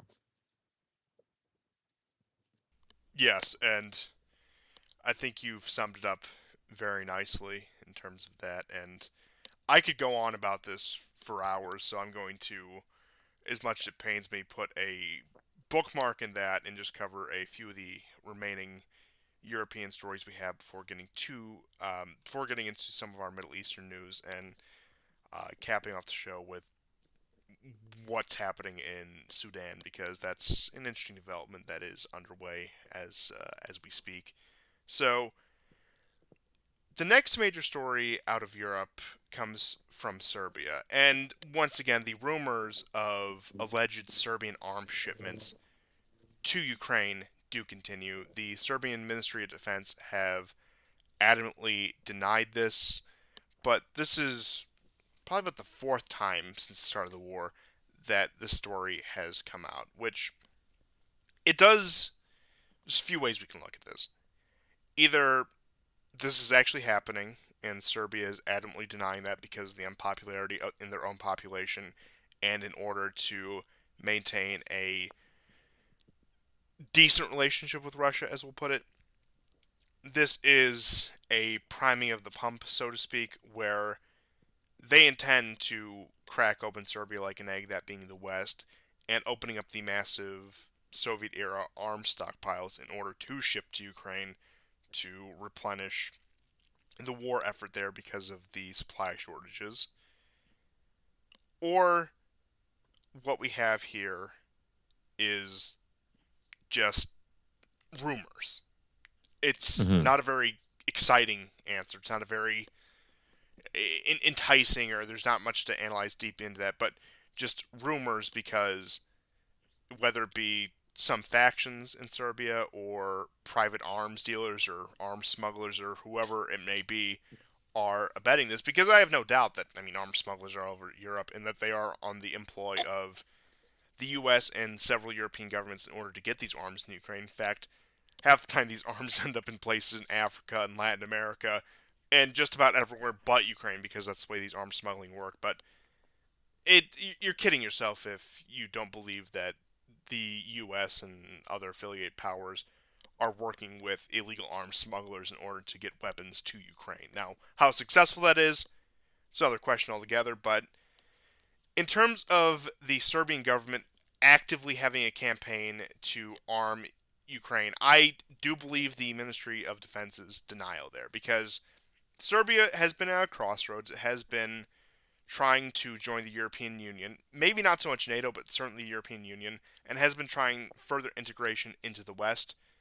But especially after the feuds and the re-emerging issue with Kosovo and Vucic's position on that and the backlash against that, sending arms to Ukraine to fight Russia is a very, very unpopular prospect that I don't think, if true, a Serbian government could weather. Now, the Serbs possibly aren't as pro-Russia as they may have been throughout their history, but to deny that Serbia is largely pro-Russia is, in short, delusional.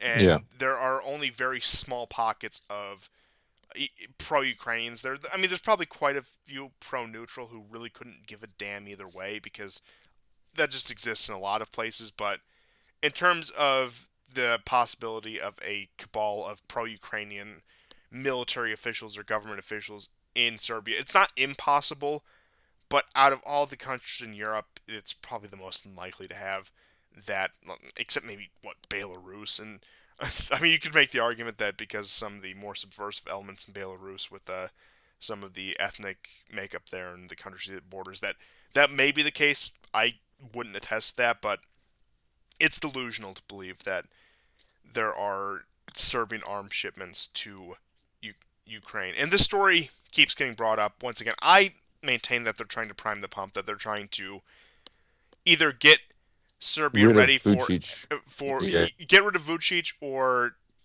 pressure him into complete compliance. And either way, they're preparing that for a Western aligned Serbia that will send at least some arms shipments to Ukraine, and that they're trying to really just, I wouldn't even say soften the public to the idea because I think that's a hard sell in general, but uh, so a sense of apathy in there. Well, oh, if that's not happening, they've reported this 4 times not happening, and also to create discontent within Serbian society as well. Vucic has let us down. He's supporting the Ukrainians. Now, it may seem counterintuitive on the surface to try to attack Vucic from a pro-Russian position or to get rid of him, but once again, if they can create that just bit of instability, they can get their Pashinyan in there. Because honestly, I yeah. think that's probably what they have in store for Serbia. They want Serbia to have their own Pashinyan, like how Armenia does, because that is a nation in particular they want to punish. They want to drag through the mud more so than they already have. So they're probably preparing that, trying to demoralize the Serbian population that, oh, they've sold out to Ukraine. And then eventually that leads to destabilization. And then that leads to pro Western shield government in Serbia. That's the general roadmap I see. I admit because it's so vague, it could be completely wrong. But that's just my general estimation of the situation with the limited information that I do have at hand. Yeah, I mean, the way I look at it is, I think if Serbia had given the arms, the likelihood that the U.S. vis-a-vis its Albanian proxies in Kosovo would have been triggered seems unlikely. I think even for America, that might be undue punishment. The deal could have been, we'll give the arms, but you cannot say that we gave the arms. But then to betray them by causing trouble in Kosovo, maybe I should eat my words. Maybe they would do that. There was the story of a former Wagnerite who apparently under duress told some liberal media in Russia that Wagner has killed hundreds of defenseless old people and children. Uh, they're just horrible, horrible, horrible. Of course, the liberals want Ukraine to win and ignore any of the atrocities that the Ukrainians have done, and they always have ever since 2014. However, what it turned out was this guy was who he volunteered, fought for Wagner. He's back in Russia, and um, on like in Russian social media, there is a video of him apparently getting raped in prison, and they said that they would like if they had this video. I don't know how widespread it was at the time, but they said that if you don't go along with it, we're going to publish it everywhere. And what do? They published the story, this fake story about Wagner killing little children, and they also published the video anyways, just to show their utter contempt and disgust for him, right? So, Yes. is America more noble than that? I don't think so. No, no, it's that's. I don't So, think that's even a question. so it's possible. It's possible. Um, there's still a part of me though that just thinks like if they gave them the weapons, they probably wouldn't want to press on Kosovo too much. Like I don't, I honestly don't know. I'm with you. I tend to think that there's probably an element within Serbian elites that have gone along with this, or some people that want to make some bucks. But so far, I haven't seen any evidence to directly imply that Serbian shells and other stuff is going to Ukraine. Maybe the listeners know. I haven't seen it. Not that I've been looking for it, but I haven't seen it. And this story keeps popping up every once in a while. So I mean, it would be a really hard thing for it would be a really horrible thing for America to do to them. But Oh, I mean, uh, but uh, uh, is it? uh, It's not out of the question given what we're yeah, dealing with here. But yeah, yeah, once again, I would maintain this is a demoralization campaign in order to yeah, erode the Serbs down. The Russians didn't stand up for them in the 90s. They're sending arms to Ukraine, blah blah blah. That the brotherhood of Serbia and Russia is something of the past, and that it's something that's not going to be revived. The Russians aren't going to bail you out over Kosovo, and really just to humiliate and demoralize the Serbs as much as possible is what I would say is what all of this really comes down to. And then even that involves once again attacking Vucic from, I guess we could say, the right in this case. It still opens the door for once again uh, Pashinyan's Serbian edition to yeah, come in yeah. and just completely put the death knells of the country. I think you're right. I think that is the best explanation. And on slightly more optimistic news, we do have the potential for a Hungarian Serbian joint project involving a pipeline for Russian energy, and that is going to be discussed at a summit between Serbia and Hungary in June. So Vucic is still walking this tightrope. The man is on very fragile ground, and it really is. Serbia is at a crossroads for its future. It's either going to get, it's probably either going to be stuck in the current position is for a while, this very in between ground, or go full Pashinyan. But in terms of a major turnaround, I don't see that in the near future for Serbia.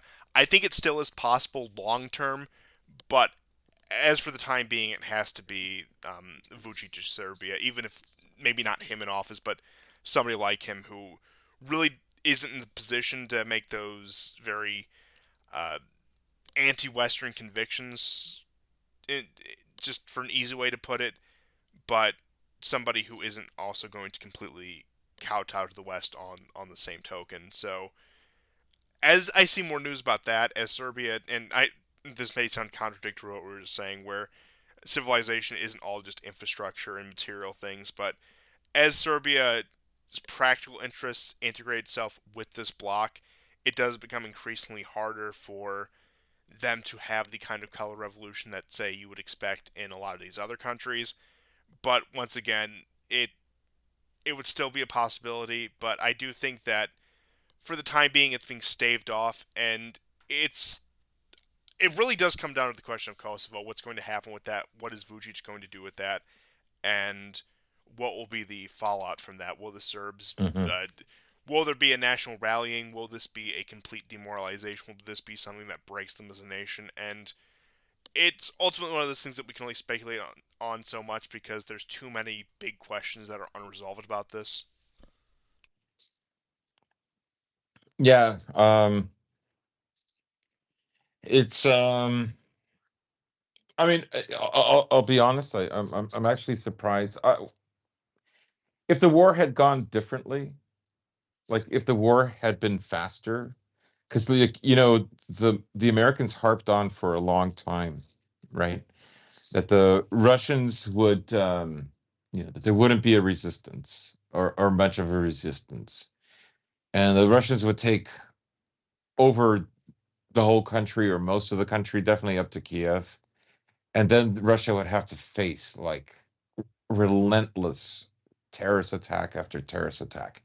It would be a post World War II Ukraine times 1,000, where uh, the Americans would fly in radicals at night. And I mean, this went on all through the late 40s and up until the mid and late 50s.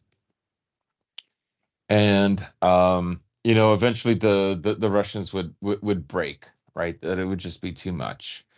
The plethora of terrorist attack after terrorist attack in Ukraine would weaken the public's resolve. I'm just saying that could have been nothing more than just disinfo, right? I mean, if the Americans wanted that to happen, they wouldn't have armed Ukraine so well, and they wouldn't have given them like real-time satellite information and imagery about where the Russian troops are. So, take that how you will. Yes, and just a couple more things with Europe involving the continued effects of Macron's China visit, his statements on Ukraine, and Germany's response to the China visit with Baerbock's own adventure to China.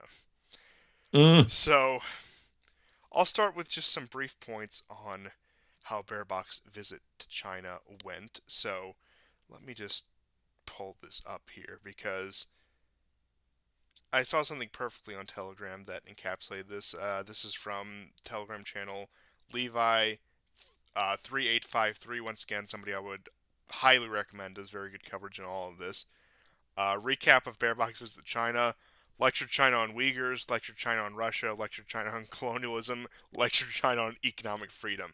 And hey, it goes back to how the Africans said that they're treated by Chinese investors versus British investors. That one actually brings investment, the other brings a lecture. And that was the sum of Baerbock's visit. Of course, Baerbock is part of the Green Party, which maybe not seem this way on the surface, is the most radically pro-American empire party in Europe when it comes to that, just the Green parties in general, the way the cards have shaken out.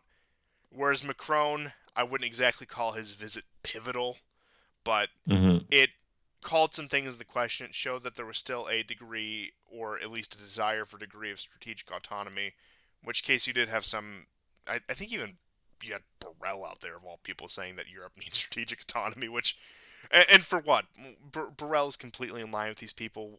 What desire would he have for strategic autonomy? But that's aside the point. So you had Macron's once again uh, semi-significant and at least called some things into question. His visit to China with some rhetoric being tossed around, rhetoric that will never be followed through on.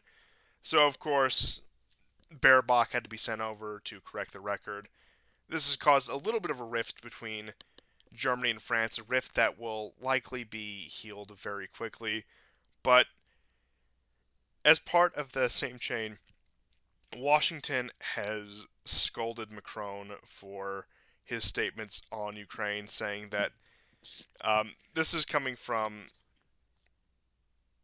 just one. It's not an official U.S. government account, but it's one of these organizations that they launder through. From at Info Age Strategy on Twitter, I just found this tweet hilarious. I think it encapsulates everything. Somebody needs to tell Macron that the only acceptable outcome of the war in Ukraine is to drive out Russian forces and achieve victory over invaders. That would unquestionably result in Putin's downfall, which benefits everyone, parentheses, including France. So, the standard arrogance in which you would expect with something like that. And that was in response to a Telegraph article. Now, take Telegraph how you will. I don't put much stock into it. Talking about Macron's visit to China and the discussion of Ukraine between Xi Jinping and Macron and the hammering out of a possible peace deal. Once again, there do seem to be multiple parties interested in some degree of peace that do continually get shot down by the U.S. Now, at this point, I think Macron, despite the fact he's trying to LARP with their strategic autonomy, is probably in a certain capacity acting on behalf of the American empire in order to talk to China about a potential peace deal in Ukraine because the U.S. cannot break. The U.S. cannot blink in this contest with Russia by sending their own people over there, so that they have to launder it to the French, the Germans, whoever else, in order to hammer something out. While they'll deny on the surface, backdoor deals are being made, etc., etc., etc. We all know the story. You maintain frame, make backdoor deals until you have another Afghanistan happen. That seems to be the course of U.S. foreign policy in the past. I mean, hell, I would say even beyond the past 30 years, probably try past 50 years since the fall of Saigon. This is more or less what happened, but I won't get too deep into the whole Saigon thing that's not really relevant for the time Hmm. being. Even though I do have a funny short story about Vietnam that I'll probably save towards the end of the show. But you have this, they send their people over, in which case they're probably using Macron to hammer out some sort of deal in proxy to at least put a temporary end in Ukraine so focus can be shifted elsewhere. As for China's ultimate goal, once again, you have China who's brokering talks between Saudi Arabia, Iran, and the other Arab Gulf states and Iran, trying to bring a certain level of détente to the region through pro business policies, really, how you could describe Chinese foreign policy in the Middle East. And they're trying to really increase their legitimacy by playing a very active role in hammering out a peace agreement for Ukraine. So there is that. But at this point, even though confrontation with China does seem to be the primary goal of U.S. foreign policies, even over Ukraine at this point, as you can see, they're trying to divest from Ukraine and push it into East Asia with the situation going on in Taiwan right now, that they're willing to even let China have their moment and be part of the peace process to maintain this illusion of the cooperation of great powers and the interests of the greater good of the world, etc., etc., etc. But ultimately, I do think, and not to say that everything is planned from Washington, even though a lot of things are planned from Washington, but Germany and France still have a very minor amount of strategic autonomy. I don't want to deny them that much, but let's not over exaggerate what those are. The French certainly have more than the Germans, but it is a bit of a, I guess you could call it an A/B testing. By proxy, have the French go over and have a somewhat cordial meeting with the Chinese, despite the fact that it's only very cordial on the surface and is really just the same schlock that you'd expect. Send Baerbock over to finger wag and give the lectures about not living up to liberal values, whatever claptrap of the day there is, and really just gauge the response of China without having to directly engage with them. Not to mention, directly engagement with China is a bit of a challenge right now because Xi Jinping will not acknowledge Biden's existence, as we've seen him.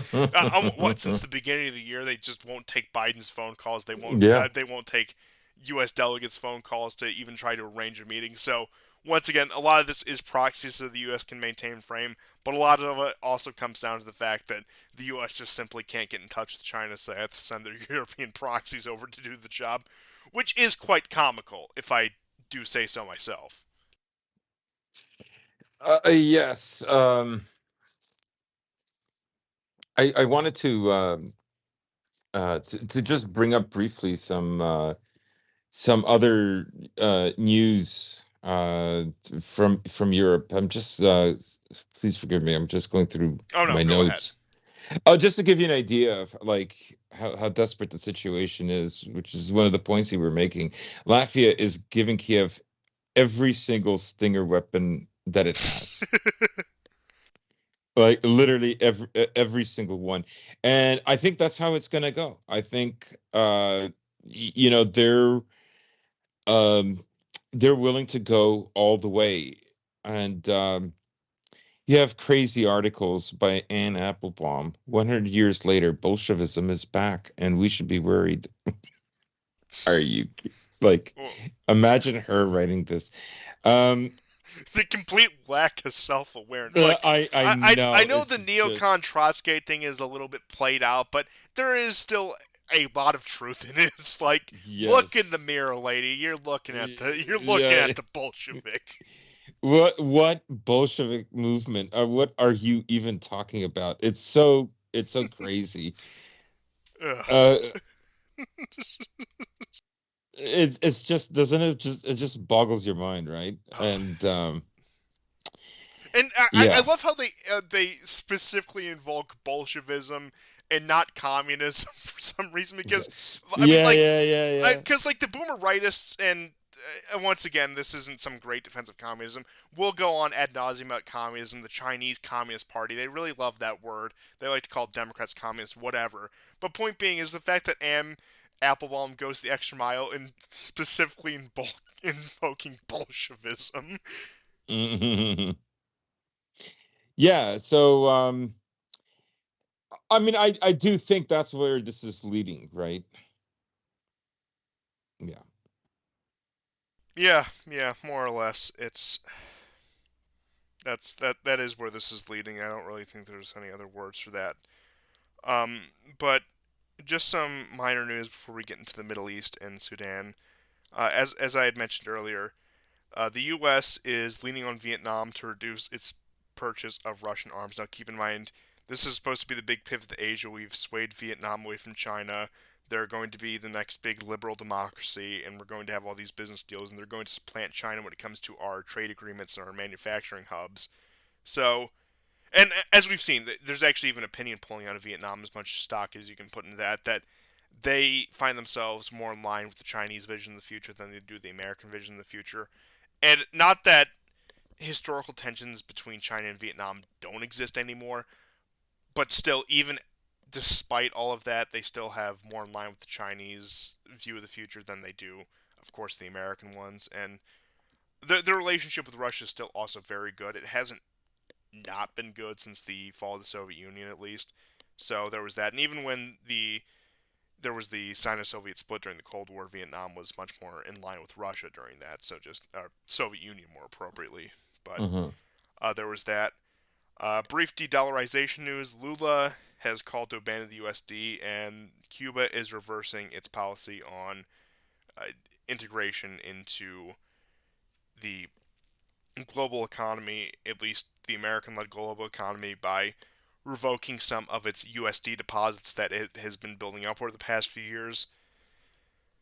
And the domestic news we have out of the U.S. is strategic reserves of U.S. oil are at a 40-year low. So Brandon's America, so on and so forth. But and that's of course on top of everything that's happening in the Middle East and the brokering of deals with Saudis, and of course being cut off from Russian oil, and the refusal of the Biden administration to even put that much stock into domestic American energy. But getting on to the Middle East here, we have quite a bit that's been happening. I'll start with some of the more minor items here, and that is the meeting between Syrian and Saudi ministers, and a real olive branch being extended between the two. That Saudi Arabia, which is in the process of ending the war in Yemen, has also finally normalized relations with Syria, and that the Syrians will be at Arab League meetings. I believe the next one will be in May that the Syrians have been invited to. So there was a meeting with the Syrian foreign minister who not only met the Saudi foreign minister but actually met with Mohammed bin Salman and the current king of Saudi Arabia. His name escapes me at the moment. So relations have been completely normalized there. As we had mentioned earlier, there has been a major breakthrough between the SDF and the Syrian government in terms of reconciliation. So the U.S. abandonment of the Kurds and their proxies has led to a substantial talks on the issue. You have the Syrian and Turkish foreign ministers set to meet in Moscow in May in order to hammer out the continued peace talks between the two nations that are still ongoing. Now, mind you, May is election month for Erdogan, so it's going to be very pivotal in Turkey next month to see the direction things go. In terms of his main opposition, once again, I haven't seen too much out of Turkish internal politics, so I couldn't tell you who's really on the slate, but I imagine the American empire has their guy in order to put Turkey back in the position exactly where they want it as the obedient proxy state. We have the U.S. leaning on Turkey, the United Arab Emirates, Kazakhstan, among others, to stop trade with Russia. And this is the second time they've done this since the beginning of the year. Because you'll recall, I believe it was end of January, beginning of February, they were leaning particularly on the United Arab Emirates to follow the sanctions policy on Russia and sending over U.S. Treasury representatives to say to educate foreign officials on the importance of following sanctions, or the term they had put it in there. So we all know what that means. But the three big stories I have out of the Middle East, and I don't know if you want to consider Armenia and Azerbaijan Middle East, but currently there are two major stories in the Middle East and one that's tangentially out of the Middle East. We have the protests against Netanyahu are continuing in Israel. So The people have still taken to the streets, and discontent with the Israeli government is still immensely high, even after the complete. It's grown beyond whatever it had initially started with the judiciary bill.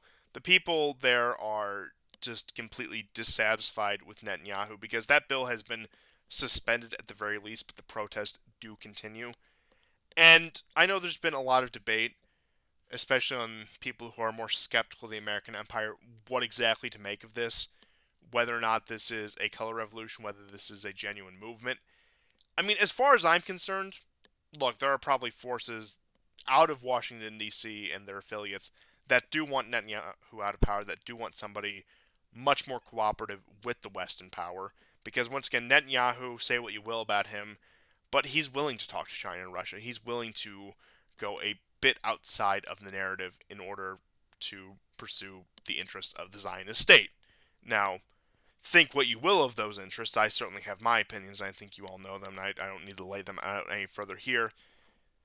His foreign policy, at least, has become very pragmatic as a result of the collapse in American hegemony. And what we see here is what's going to be quite literally the future of Israel, because we've discussed Israel has burnt all its bridges. The Abraham Accords have been effectively nullified by the Chinese brokered Saudi Iranian peace deal, and they don't really have anywhere to turn. The American empire is not going to shell out for Israel, especially right now. Uh, sure, they have Egypt still and Jordan, even though tensions have grown between Israel and both of those nations as of late.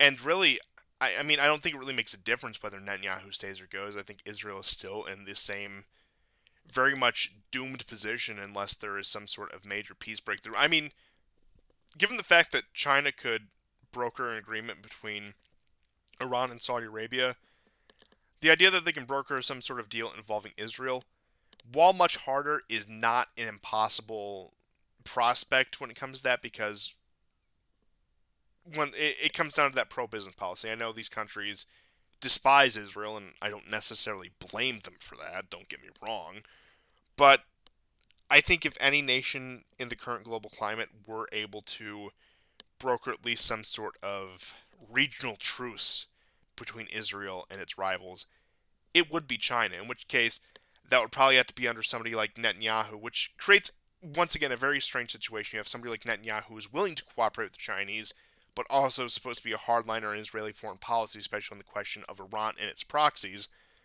But then if you would get somebody more Western aligned who's maybe more soft on the issue of Iran and Iranian proxies, that negotiation with Russia and China are a non-starter. So really, Israel, in terms of the people available, have no coherent option in order to solve both of these problems.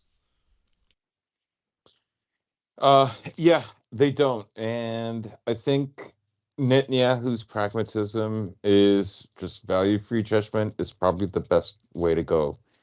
Um, I think he would rather be wrong about what he thinks is best for Israel's survival than than towing the lines with the U.S. That could potentially, because they're already are right now sort of second fiddle uh, to another Jewish leader, but Oi, Gewalt. Well, I wonder what you could mean by that. So I mean, let's just say it, Israel is country X or whatever. For that country, he's doing the right thing. Um, Israel does not want to get into another war with Hamas. They're going to keep striking in Syria, but it's not changing, the slow but significant steps that are taking place right now in that region. And I think he rightly sees that America's presence in there is becoming more and more limited. We've seen for the last 3, 4 years the amount of American troops in Iraq and Syria dwindle. They don't have as much presence as they used to, and they cannot afford to either. And you have big moves by China and Saudi Arabia saying America is no longer welcomed here as a platform to launch whatever new war it wants. And in response, you have Blinken coming out and saying that he's always focused on the rights of LGBTQIA in his meetings with the Saudis. So, Exactly. He literally did that. Like, are you like I guess they want to be isolated. I guess that's what America is doing. I mean, to preserve this neoliberal religion, they have to offend 75 to 80% of the planet. and I I know a lot of it is ideologically driven, but at this point, they've painted themselves in such a corner where they need to build a fifth column of LGBTQIA and other, let's just say, people who are not worldwide viewed favorably. They need that fifth column in every nation, or else they cannot yes, operate. They need, and what I don't know whether it's those people or some ethnic minority or whatever else. They need some undyingly loyal pro-American fifth column in whatever nation they're going to deal with, because they have forgotten how to conduct genuine, let's just say, business-based diplomacy the same way a country like China would. And yeah, uh, they became a financialized economy, so now they have to do this. yes, they have nothing else to offer, which is why they need to create. And I know it's a very trite, very cliche, but if they do not have a janissary class in any given country, they have no influence in that country because they know Yeah. no other way to conduct diplomacy. And look, that does date back further to the Cold War. We were much more pragmatic during the Cold War, but fundamentally that has been at the root of 20th century American foreign policy, that there needs to be somebody who just takes marching orders. And I'm not saying other nations like, and once again, I'm this not to bring up or knock down Russia and China too much, but just speak purely objectively. Not to say that they don't want their guys in power, but at least speaking purely objectively, they know how to deal, let's just say, more effectively with powers that may have contrary interests or leadership that may have contrary interests to theirs, and can, dare I say, even reach a compromise with those, whereas the U.S.'s ability to compromise has decreased exponentially every decade. Hmm. Yeah. So, uh, I mean, well, like it's just going to have to be on the back burner. Honestly, I think he rightly sees that America cannot reinvest in this area, right? Like I mean, even I can't really guess what America's plans are. I mean, you have Janet Yellen, I believe, on CNN talking about de-dollarization. More de-dollarization happened in 2022 than the last 15 years combined, right?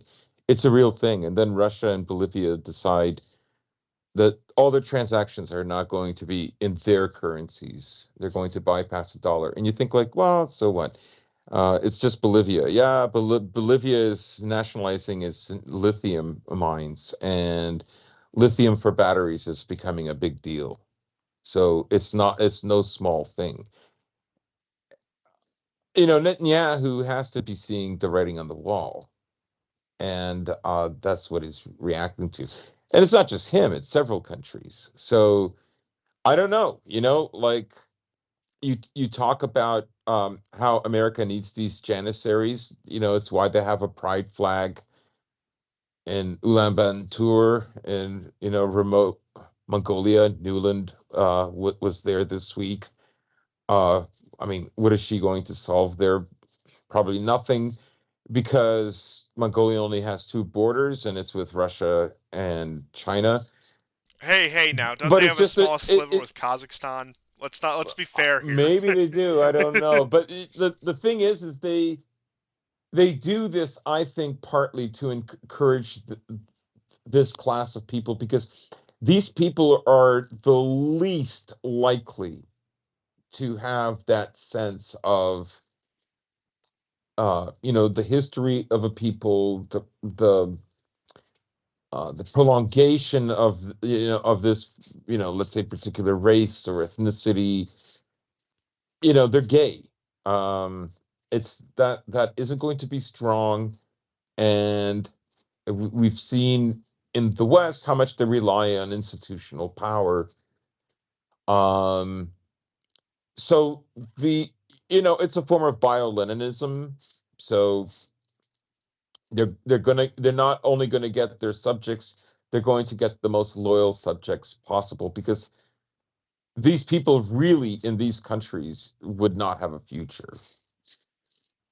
No, and I think you touched on something interesting that they don't have a sense of the future because they are genetic dead ends themselves. And once again, I will say that is I would make the difference between that and, for example, a celibacy because and not only like in Western Christian tradition or European Christian tradition, there's been other cultures and countries and civilizations that have had a tradition of celibacy, but that's still fundamentally predicated on understanding of a future, if not an eternity. Whereas these people, completely materialistic, no sense of the future, no sense of anything beyond their lifetimes, most likely because their lifestyle they have not reproduced. And of course, they're going to view the much more immediate issues as paramount as opposed to their civilization. Of course, however many gay Mongols might be out there, they're not going to feel that sense of connection to their history because they're completely divorced from it.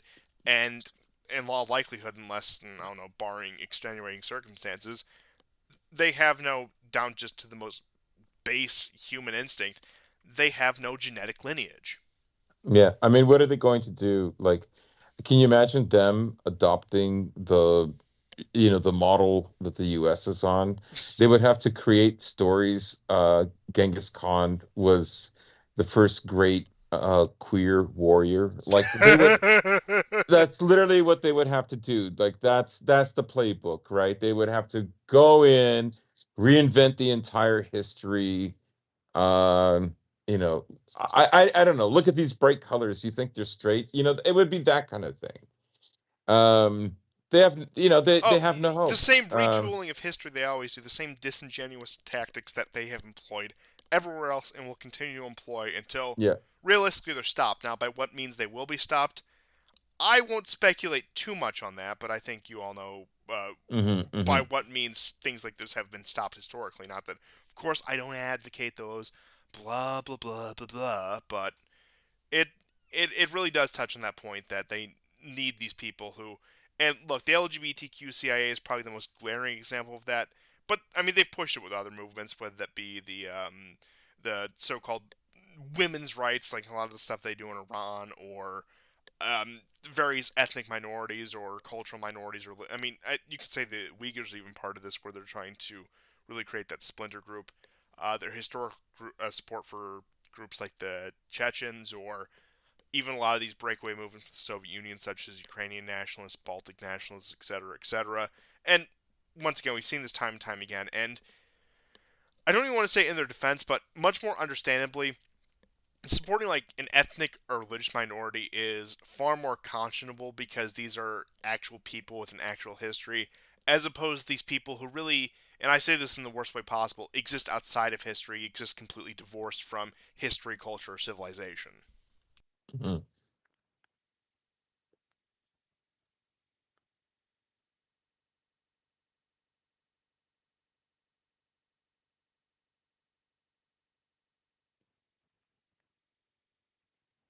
Hello.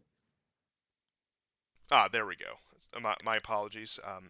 Mm. A little bit of mic issues, but to touch on the Persian Gulf here, the Iranians have said that they have forced the U.S. to surface a submarine in the Gulf, and this is after a few weeks of significant military buildup in the Persian Gulf, mostly because of the reconciliation between Saudi Arabia and Iran, as we all know. But tensions do increase. You do have the potential that we will see a full reconciliation between two of the most strategic energy producers in the world with the backing of China. So, what I see here with the buildup, and look, I don't know if the Iranians actually did get to the surface or whether that's just the Iranians posturing and saying that we were able to bend the U.S. to our will. Now, mind you, these were the same people who were able to board U.S. craft and take U.S. sailors hostage. And I believe that was in 2019 is the one instance that sticks out to me. But these kind of instances happen multiple times, even under somebody who is much more belligerent towards Iran, like Trump, where you did have the seizure of U.S. vessels and you had the real back and forth in the Persian Gulf. And what you could potentially see, especially as the energy markets continue to look less and less favorable for the West and more favorable for the rest of the world, a continued campaign of the U.S. Navy, in the Fifth Fleet in particular, in the Persian Gulf, there to harass oil tankers and ships, and once again just harass vital trade routes, not on the Iranian side, but as the Saudis continue to increase relations with China, as they continue to make overtures to peace towards Syria, you could potentially see a situation now. Maybe it's in a much more deniable way, where U.S. or U.S. affiliated forces harass Saudi vessels in the Gulf and even in the Red Sea at that point. So I do think there's real potential for another tanker war, so to speak, similar to the one we saw in 2019, except much more intense because while the American empire, certainly the sun has not set on it, it still does have quite a bit of weight to throw around. Things are becoming far, far more desperate for it. And in these times of desperation, they are more apt to turn to moves like using their massive naval power, which is one big point that they still have in their favor, to harass these vessels. So within the next year, couple of years, depending on how the situation between Saudi Arabia and Iran in particular, especially vis-a-vis China and even Russia to that matter, we could see a very tense situation in the Persian Gulf with the American Navy making much more brazen moves because that's one of the few Hmm. things where the U.S. really can shine, and I would say that's probably the most likely way we'll see the U.S. protect power, barring outright conflict with China. Yeah, there was a U.S. submarine that was forced to dock by the Iranians yesterday. So that was confirmed because I saw Yeah, reports of it, but I didn't see the confirmation. But I'll take your word for it. yeah, and I saw a video of that happening. So it reminds me of the other scandal from a few years ago where sorry, an American warship. I don't know if it was a frigate. It was not an especially large ship, but it was also forced to dock. Yeah, I mean that isn't shocking, and especially as I had laid out before, American fleet presence will become much more hostile in the Persian Gulf, and I do think we'd all do well to keep the Millennium Challenge in mind. Now, attribute what you will to war games because they can be very easily skewed, but if we're to believe the Iranian capacity in 2002, then we have no reason to believe that the Iranian capacity in 2023 is not exponentially increased while the U.S. capacity is significantly decreased. Hmm. And I will also cover here, just to round out the show, some news out of Armenia. So this was last week. There was skirmishes between Armenia and Azerbaijan again. And as of April 11th, there were 3 Armenians and 4 Azeris killed in a shootout on the border. There were reports of Azeri shelling, and according to the Azeri Minister of Defense, on April 11th, tensions caused provocations in the direction of the Lachen region by units of the Armenian Armed Forces continues. As a result of the necessary measures taken by our units located in the mentioned direction, other parties suffered a large number of losses, and the Azeri side has also spotted the accumulation of Armenian manpower and heavy equipment in the Lachen direction. Armenian is gathering artillery and armored forces. Yerevan says they are preparing for a serious military operation. Now, as of the time we've covered this, which has been about 10 days, not much has developed in that situation.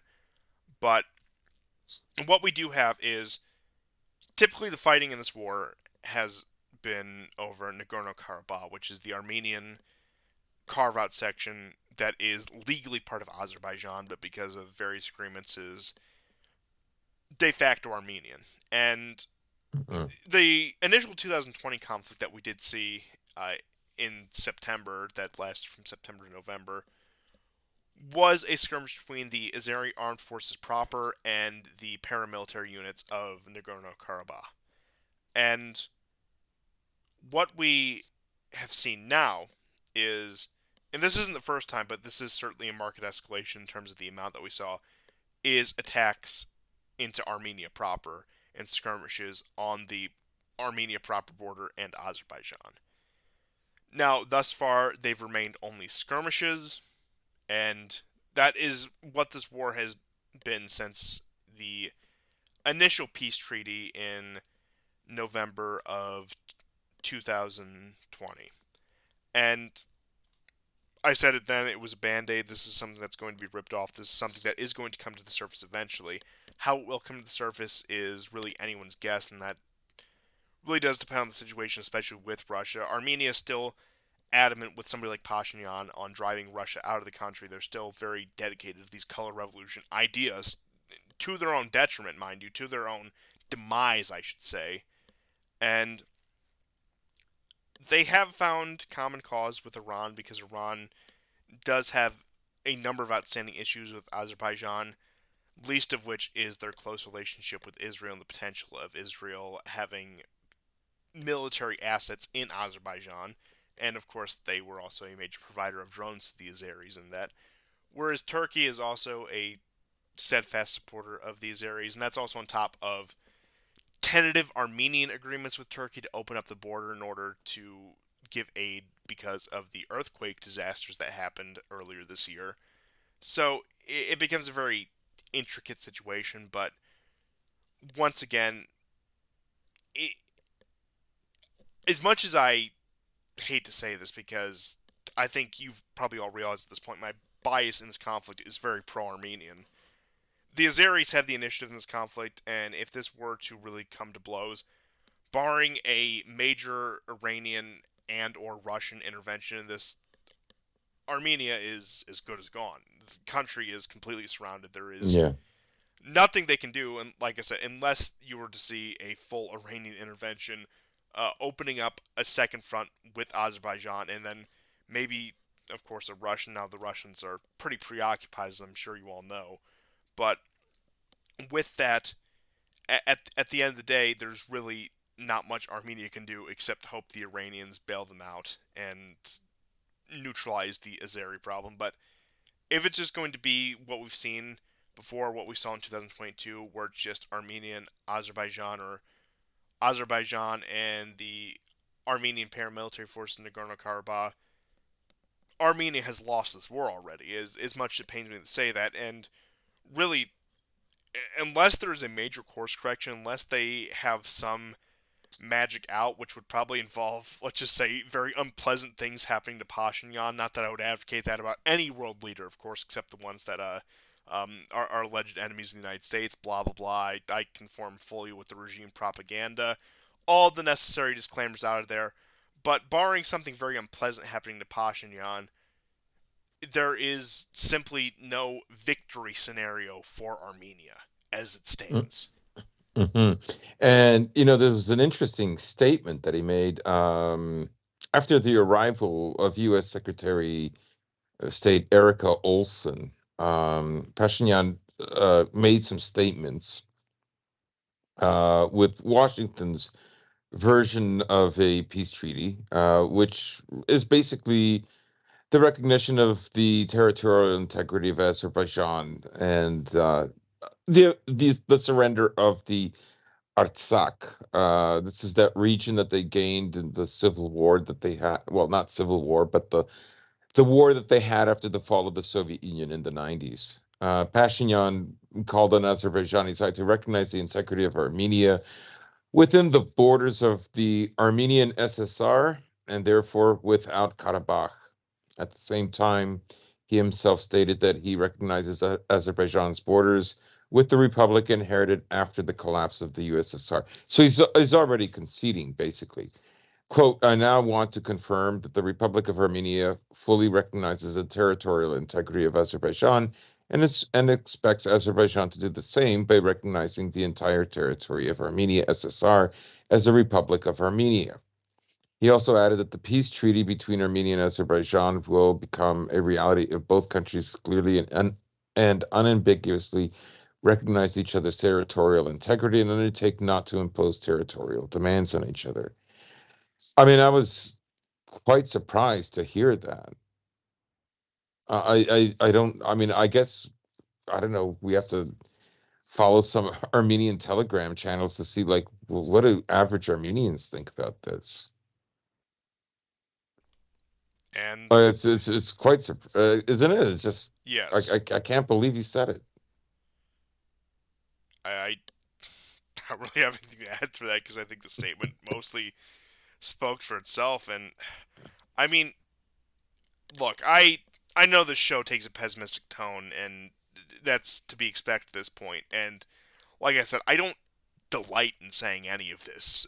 Most of what I say on the show, I hope is wrong. At least, and at least quite a bit of what I say on the show, I hope is wrong. But pessimism does seem to have a strong prevalence here. But Armenia will not exist by the end of the century. There's no question about Yeah. it. They will be a stateless people. They will be a diaspora. The lucky ones might get to exist in some parts of the Caucasus that are not under Turkish Muslim rule. Maybe in Russia. Maybe in some parts of Europe. As lucky as you may consider that. Perhaps Glendale will have a great Armenian revival because that's what we need, more Glendale Armenian diaspora there. Certainly, they are in line with what their ancestors would want for their people. The Glendale really carrying out the real traditions of Armenian tradition and culture. But I'll I'll spare the Armenian diaspora more mockery because look, they get plenty. Perhaps they deserve more, but that isn't for me to decide, frankly. But Mhm. the Armenians will be a diaspora people. They will once again become a footnote.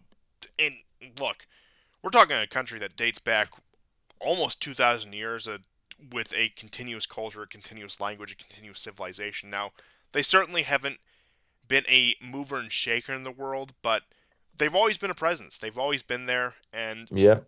they've had They've always punched above their weight. always punch Always. above their weight, and they've always had a longevity to them. And look, Armenians as a people could probably survive and still flourish even to a degree under the borders of occupying power, so to speak. But in terms of Armenian statehood, that is a dead dream, and there's no other way to put that.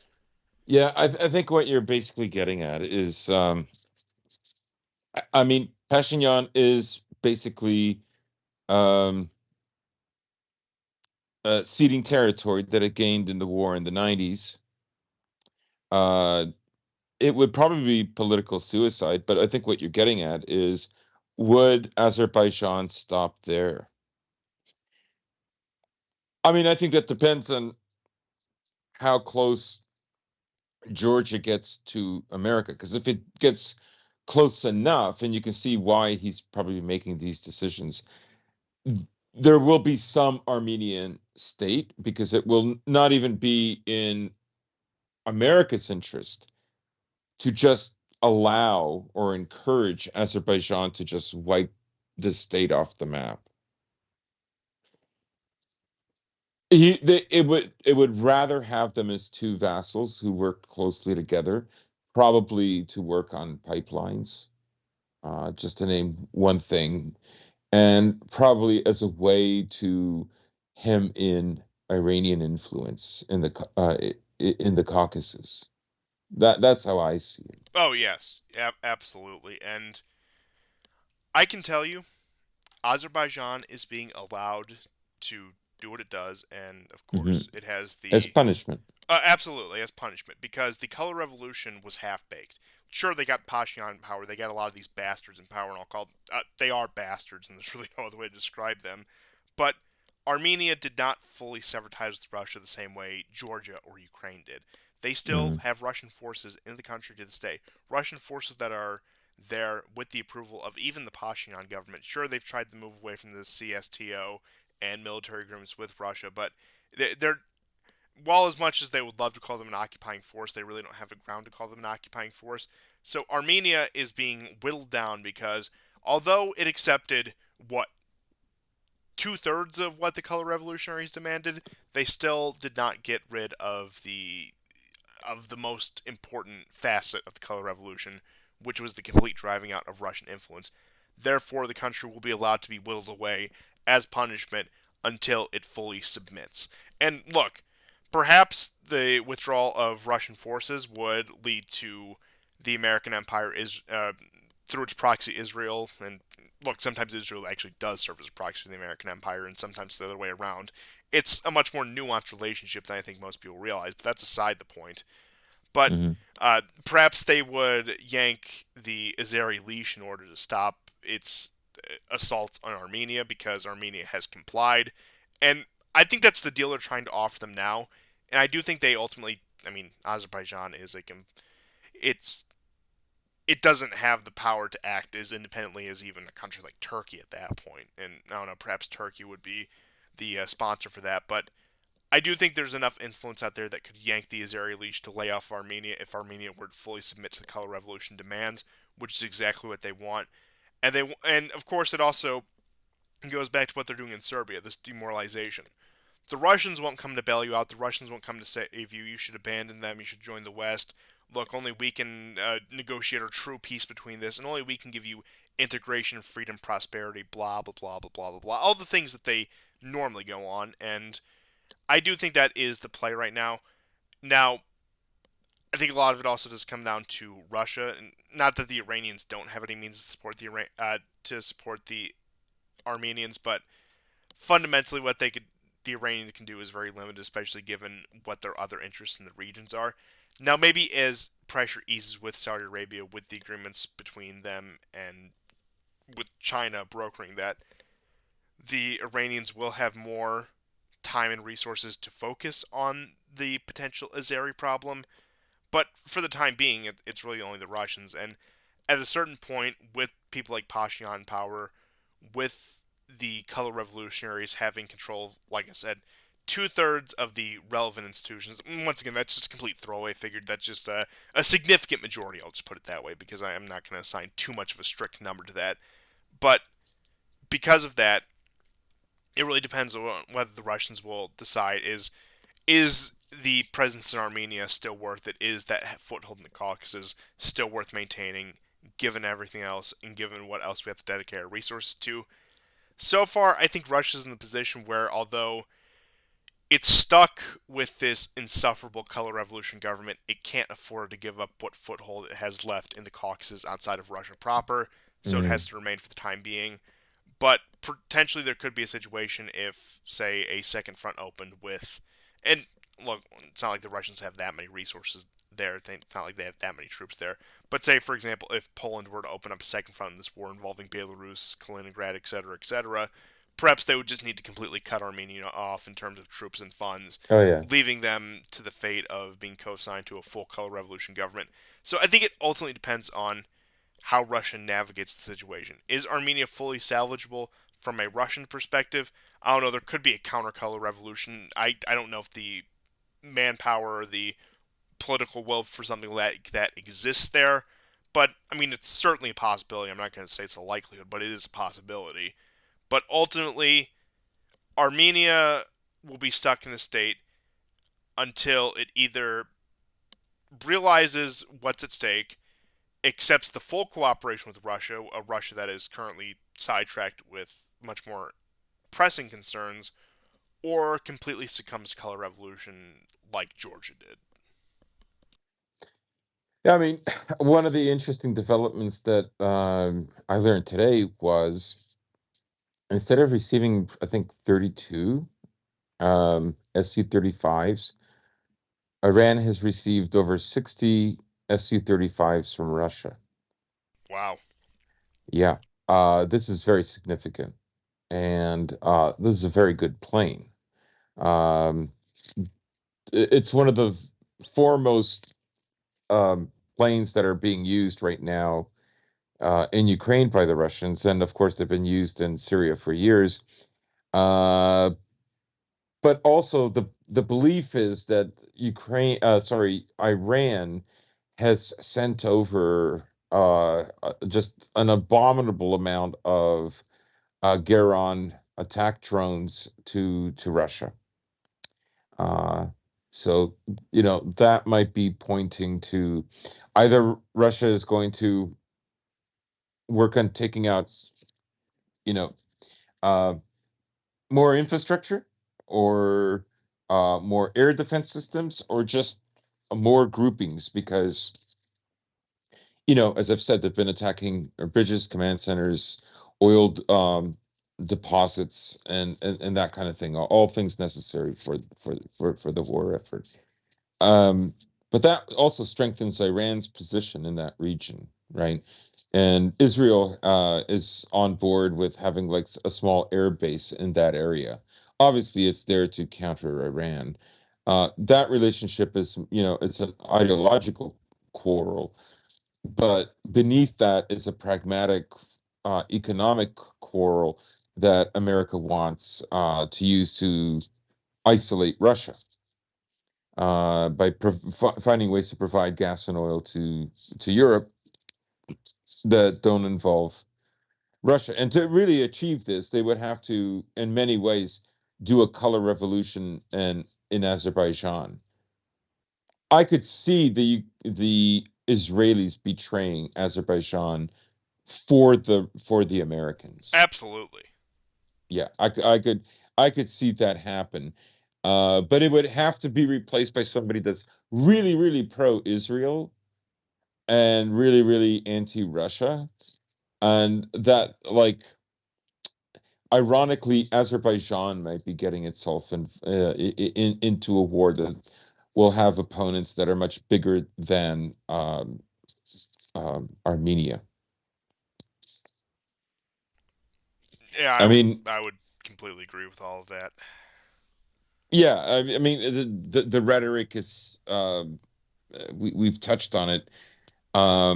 But just to give you an idea of, the goal, Ben Wallace, the British Minister of Defense, said about the upcoming offensive, we have to be realistic. There won't be a single magic moment when Russia collapses. Like, they're still on that.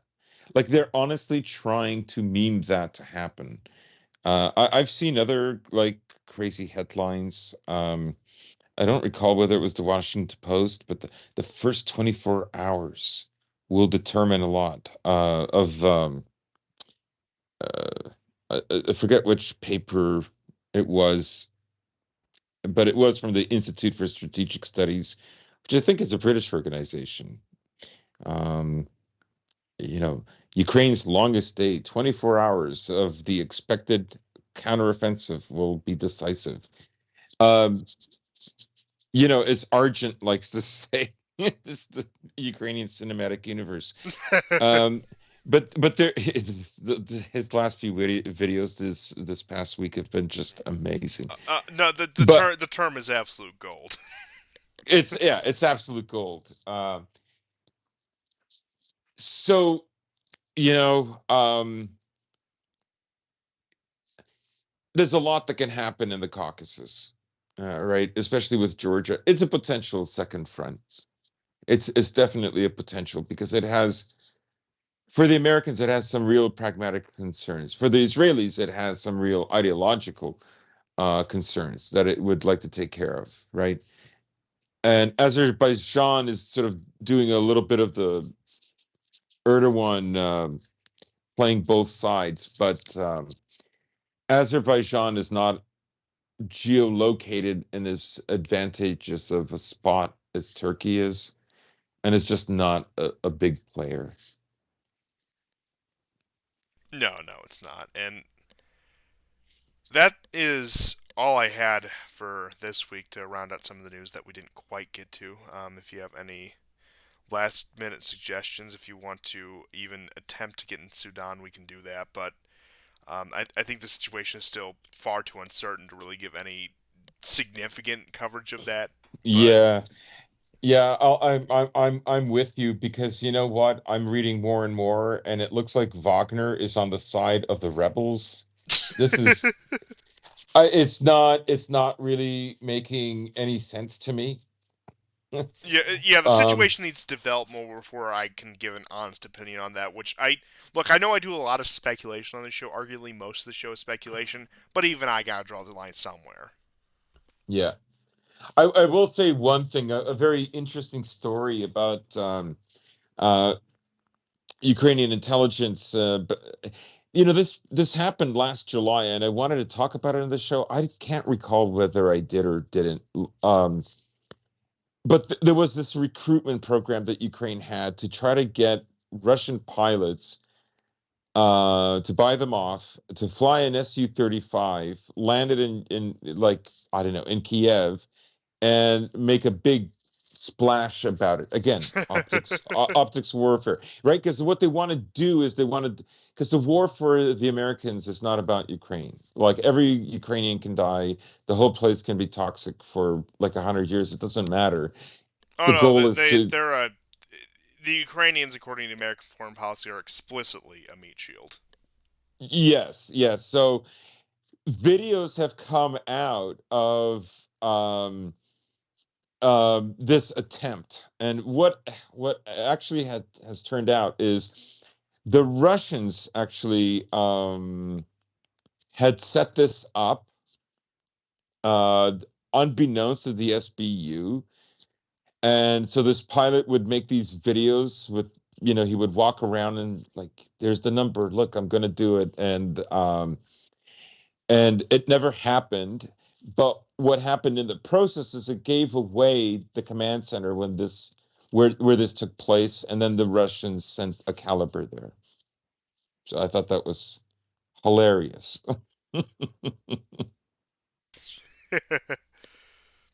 But I suppose that is all I had for today, and we will see you guys whenever the news picks up. Because sometimes weeks are a bit dry, sometimes not. But we'll certainly have more coverage for you at some point in the near future. So we will see you guys then, and goodbye.